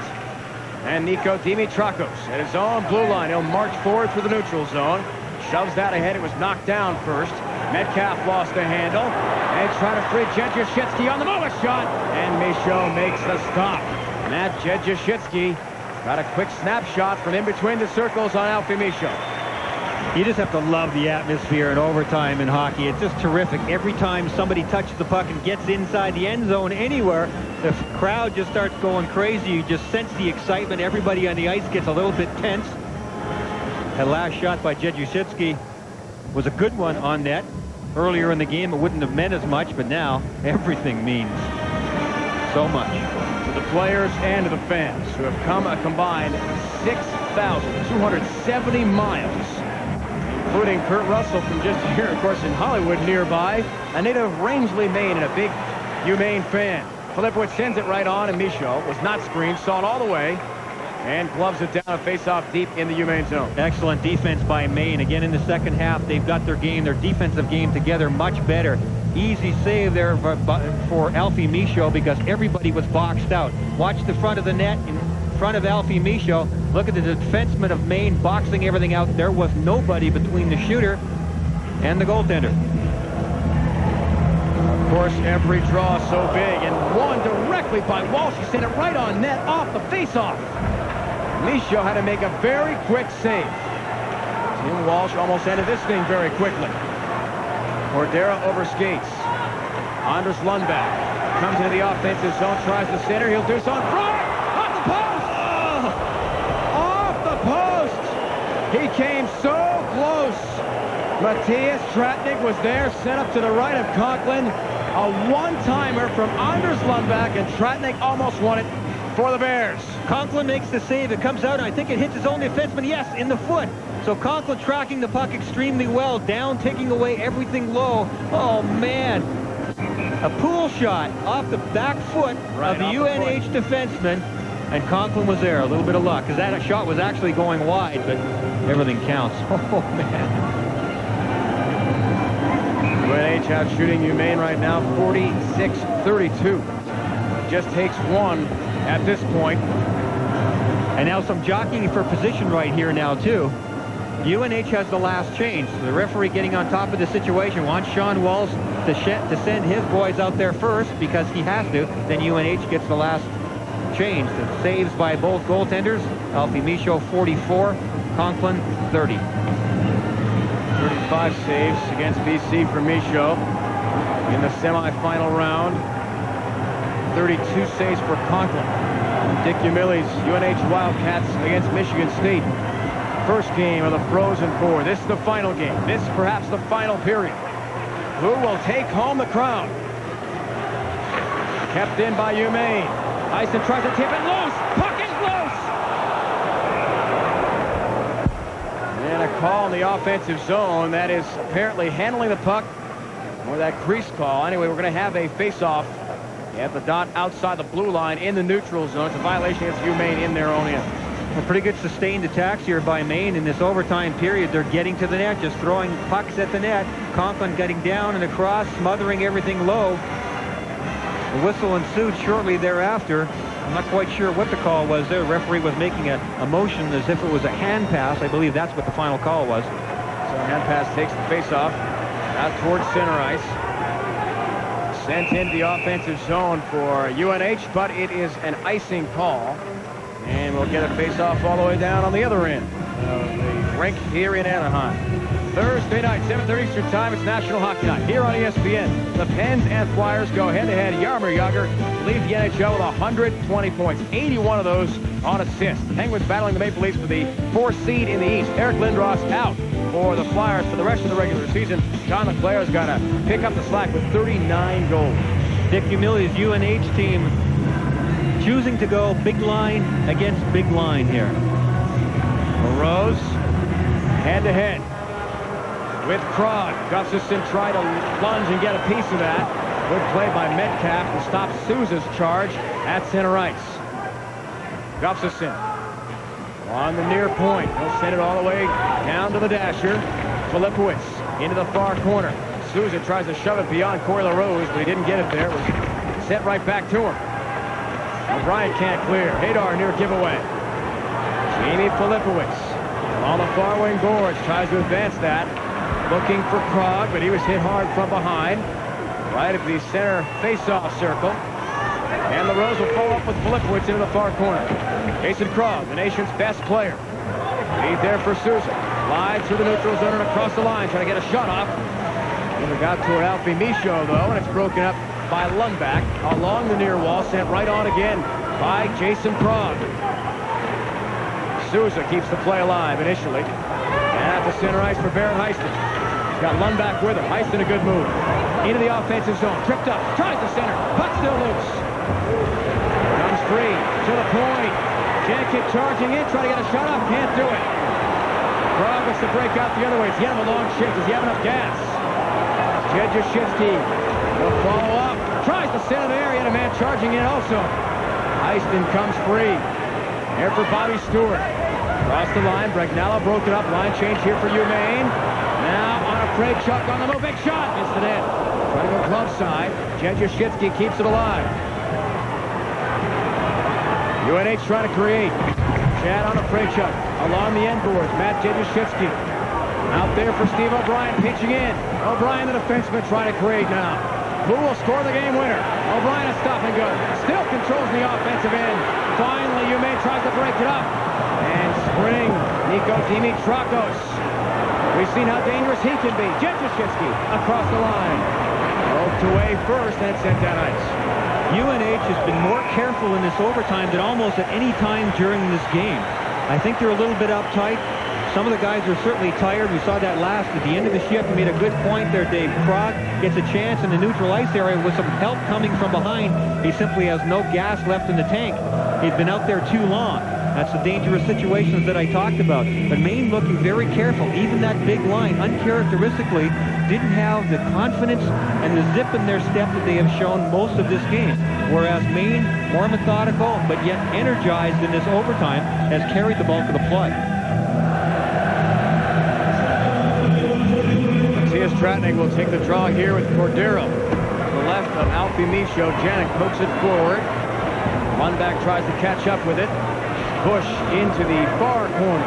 Cordero will follow up. Tim Walsh out there as well, centering this line for UNH. Big hit from Bush. Bagnala tries to send it on. Charging through is David Bush.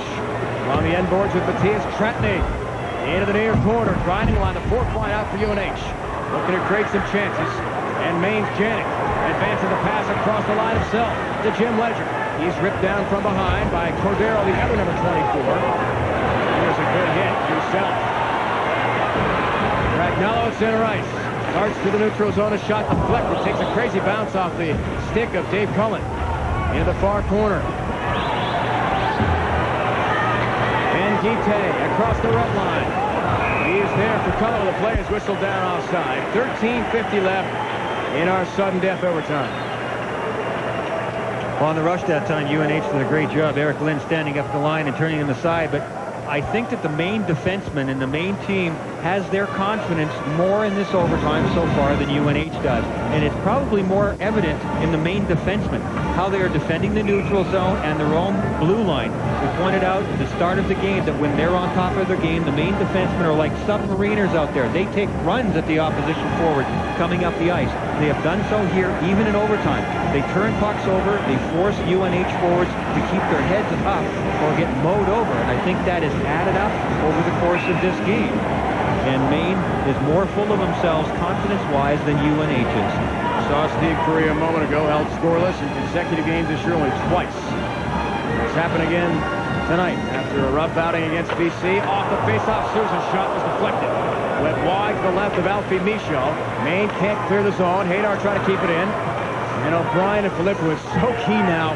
The blue liners at their own blue line, and of course playing defensively on the rush. Because of the great speed, you've got to really be careful. That's still loose. Rose comes free. Steve Correa and Marcus Gustafson across the line. Correa is sent into the near corner. Correa flips in front. Man wide open. Stop and Conklin. On Cullen. Can you believe it? Ty Conklin on David Cullen who charged in. Oh my. The octopus, Conklin with two unbelievable saves. Arms and legs flying everywhere. I don't know how he got that second one. Still do not have a new national champ. Gustafson sets up LaRose. It goes wide. And Conklin will take no further chance. He'll cover up. I'll bet you he'd like to see the replay on this one. He knows how he did it, or does he? Unbelievable. People in the audience are bowing down to him. UNH fans on their feet. Watch this play. Great play by Correa to throw it into the middle of the ice. There's the game right there. Stacks the pads. Then the rebound. The back of the lane comes around and kicks that one past a couple of startled Maine players seeing the national championship pass right before their eyes. Look at that right leg come around. Oh, my goodness. That's terrific.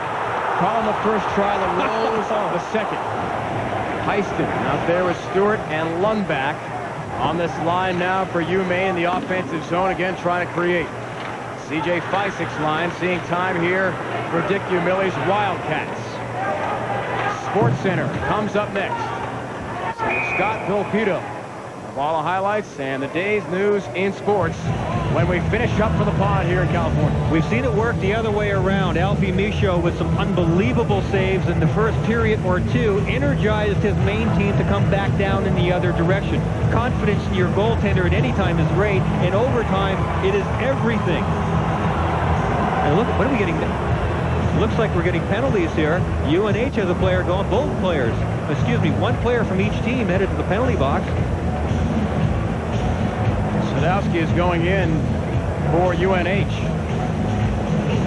And Janik for Maine. I'm not sure what that's about. I never saw any indication by the referee before the whistle. They just went over to the box now, very much after the fact. John Walsh wants to talk things over and take the 1-minute timeout here for good reason, because we are 4-on-4 for the next 2 minutes. So things will get wide open, and Coach Walsh wants to diagram a new play. The playoff stretch and the drive is heating up. ESPN2 will be there to bring you the best games. Tuesday night, 7 o'clock, the Devils take on Carolina. The Devils lead the Atlantic Division with 91 points. The Canes lead Florida by 6 in the Southeast Division currently. Then on Wednesday, 7:30 Eastern, the Bruins and Panthers go head-to-head. Boston in 8th place in the East. They look pretty good now for that playoff spot. Panthers battling to try to get in. For more, log on to ESPN.com, a part of the Go Network, go.com.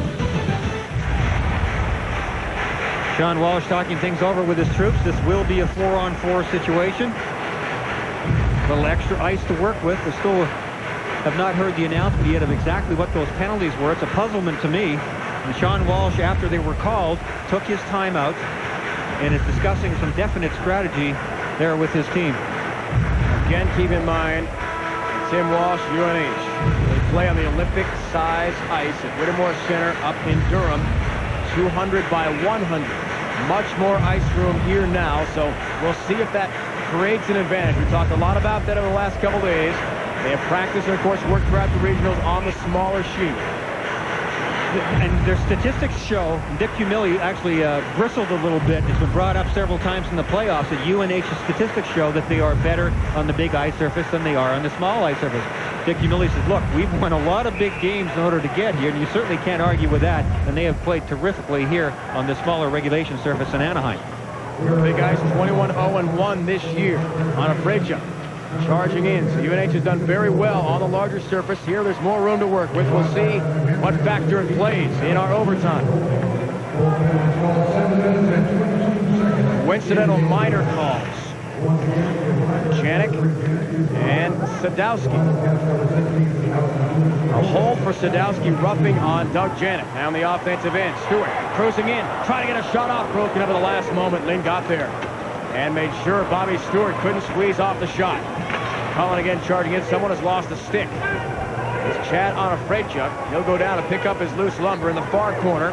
Scrum for the puck, and it comes out along the dasher, the near wing boys. I'll tell you what, Bobby Stewart of Maine, the hero in the overtime the last game, has been dangerous every shift he's been out here in overtime. Cullen knocks it down with a high stick, and that will cause a whistle from Mike North, our referee, here with 11:42 left, and still 1:04 in the 4-on-4. Bobby Stewart drove wide on his last shift around Eric Lynn, but Eric Lynn made a terrific play to dive and get the stick out. He makes him go wide. He's losing his balance, realizes it, does not want Stewart to get to the front of the net. Great presence of mind there by big Eric Lynn. You can't let the guy go to the front of the net. He realized he didn't have enough speed on the turns, and Bobby Stewart certainly would have used that space and driven right through the crease and right through the net, I'm sure, if he had to. Nice job there by Lynn. Prague will take the draw with LaRose to the right of Alfie Michaud. Wants a quick shot off a draw directly from the centerman. We've seen that with UNH a couple times. Lipowitz tries to keep it in. Maine trying to charge through the other way. Rose goes around one man. Rose still has possession in the offensive zone. He's got Steve Correa set up. Rose trying to get a shot off, but it bounded high over the right shoulder of Conklin. 45 seconds left in the 4-on-4. Here's Steve O'Brien. Cross-ice pass, Jamie Philippowicz, great defenseman. Leads Sousa the other way. Prague was charging in along the right wing. Lundback came first, though, to break it up. Here's Philippowicz. Centers it front! Can you believe it? What a stop by Michaud and Prague! Now Correa breaks out the other way. Steve Correa trying to win this thing for Maine. They stopped again off the side of the net. Can you believe it? Cullen was denied this time on an unbelievable pass by Steve Correa. Two captains tonight on each end of the ice. First Krog, then Cullen. Can the drama get any more high-pitched here in Anaheim? I think the fans are worn out already. Terrific chances at both ends of the ice. Both goaltenders trying to outduel each other. Jason Krog got free all alone in front of the net. A terrific heads-up play by Jamie Filipowicz. Throws the puck down low. There's Filipowicz along the goal. He took a look first. Look at Krog. Nobody around him. Alfie Michaud. Another one at the other end of the ice. Conklin smothering the plate. Great stick work there. And then a little luck. That second shot hit the outside of the goalpost. Dimitrakos to draw here. 18 seconds left. It'll be 4-on-4. The luck is out there. Cullen and Peter Metcalf for UMaine. Final 10 seconds of a 4-on-4. Here's Metcalf at the red line. Lobs that forward, try to hit Dan Kurluck on the move. Instead, on a freight shot, right wing. Tee-up shot was deflected off the stick of Cullen and over the boards out of play. The coincidental minors are over to Sadowski and Janik, and we're back to even strength. See if we can take another look at the save by Alfie Michaud with Krog all alone in front of him. The biggest and best sniper in all of college hockey, Jason Krog, was all alone in front of him. And what he does so well is track the puck from behind. He knows that Krog is there. He could tell in advance. He saw him go for the redirection. Krog decided to go for the redirection rather than stop it and try and shoot, because you never quite know if you're going to be checked from behind or not. Scoring chances in overtime, 7-3 in favor of Maine. Those are scoring chances, Brian, not shots in that stat. How about that? Yeah. That's excitement. Sadowski, Ben Guite. He's got one of the UMaine goals here tonight. Dimitrakos tallied the other. And Guite is tossed out of the faceoff circle. Nico Dimitrakos to the left of Alfie Michaud.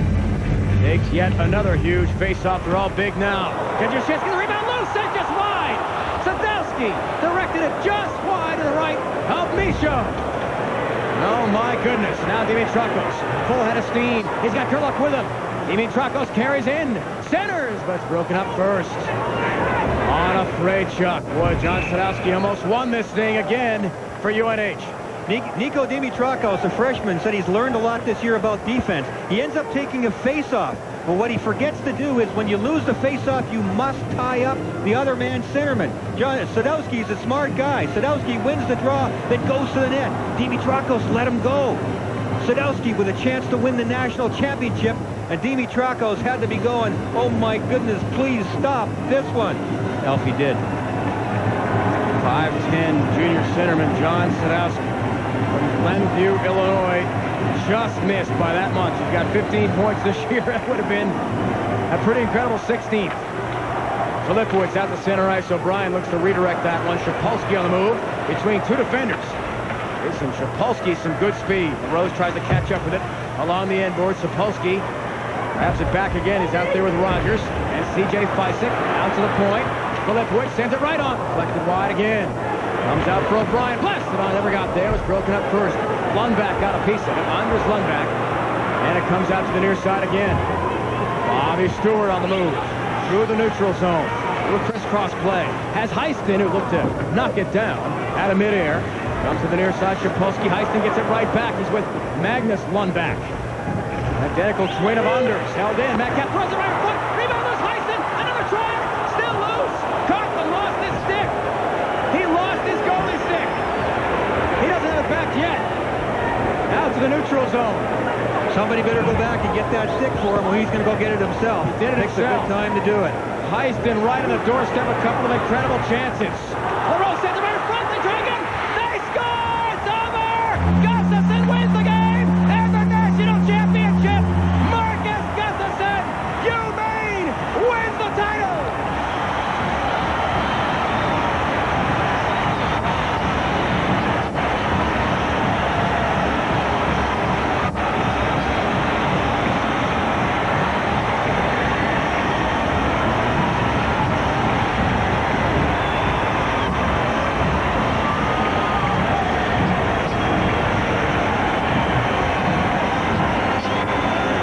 UNH got running around a little bit inside their own zone, and Maine finally made them pay. Conklin had bailed out UNH a couple of times with spectacular saves. Then Marcus Gustafson, the man who has had several scoring chances in this game, finally cashed in for his biggest goal of the year. What action in this overtime, folks. Absolutely incredible. And the despair of the UNH players matched by the joy and jubilation of the University of Maine. Sudden death, sudden victory. Wow, what a game. Watch how it develops and how the season ends for both of these teams. You take a look at Ty Conklin. He did everything he could in this overtime. Makes the original saves a couple of times. Quick turnovers. Gustafson is all alone in front. Conklin made the first one. Couldn't smother the rebound. And Gustafson's timing is perfect. He actually only got a piece of the original shot. His shot. Followed it up and buried it going top shelf. And he wanted to jump right out of the building after that one. 13th of the year. And Gustafson with LaRose and Correa had been shut down so effectively in this Frozen Four until the moment that mattered the most. And they have won their second national championship of this decade.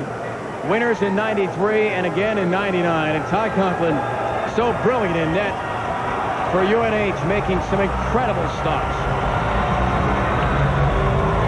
It's a shame that somebody has to lose a game like this, Dave. I mean, you know, you just want it to go on and on, it seems, because it's just such tremendous action at both ends. Great plays, heartbreaking plays at both ends of the ice. Maine comes out on top. You know, Sean Walsh said something the other day before even the semifinal game. He said, well, all four teams are here, and the fact that we will see a national champion, everybody will decide who's the best team in the nation, but we will have a national champion for sure. Well, Brian, we are joined by the hero, Marcus Gustafson from UMaine. Marcus, an incredible moment. Is there any way to describe the feeling when you had the rebound, you knocked in the game winner?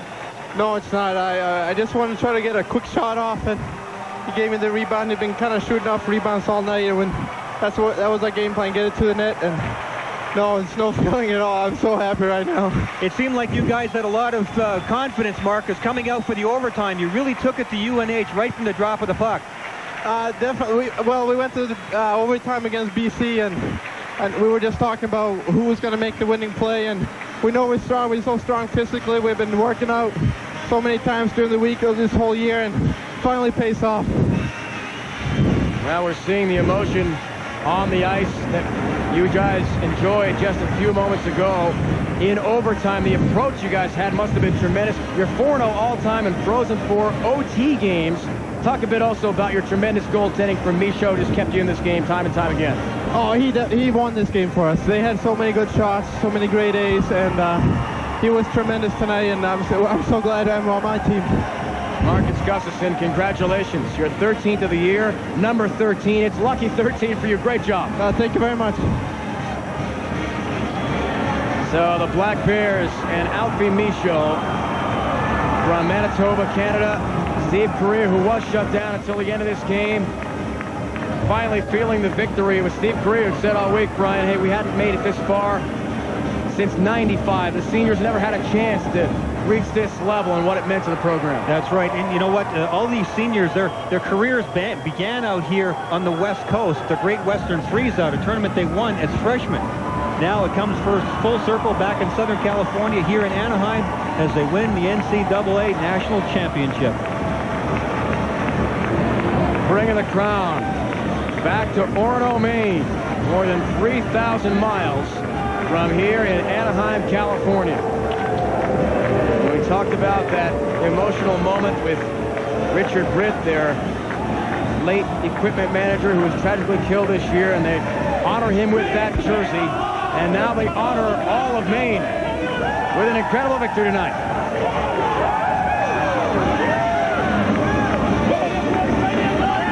You know, Dave, there was such great work by everybody, seniors, freshmen on both teams. I don't remember a game in a very long time at any level I've seen with just such great action end-to-end. The NCAA, I'm sure, is extremely proud of the way this has gone, and this final game is just a terrific culmination for everything that all these teams have worked for all year long. Our final score tonight from Anaheim, as congratulations go out to the UMaine Black Bears. 3-2 in sudden death overtime. Gustafson, the game winner. The University of Maine the second time in school history, is the college hockey national champion. Tuesday night at ESPN2, it's National Hockey Night as the Devils take on the Carolina Hurricanes at 7:30 Eastern Time. This has been a presentation of ESPN, the worldwide leader in sports. For more, log on to ESPN.com, a part of the network, go.com. For Brian Engel, I'm the entire crew here. This is Dave Ryan saying so long. Stay tuned now for Sports Center.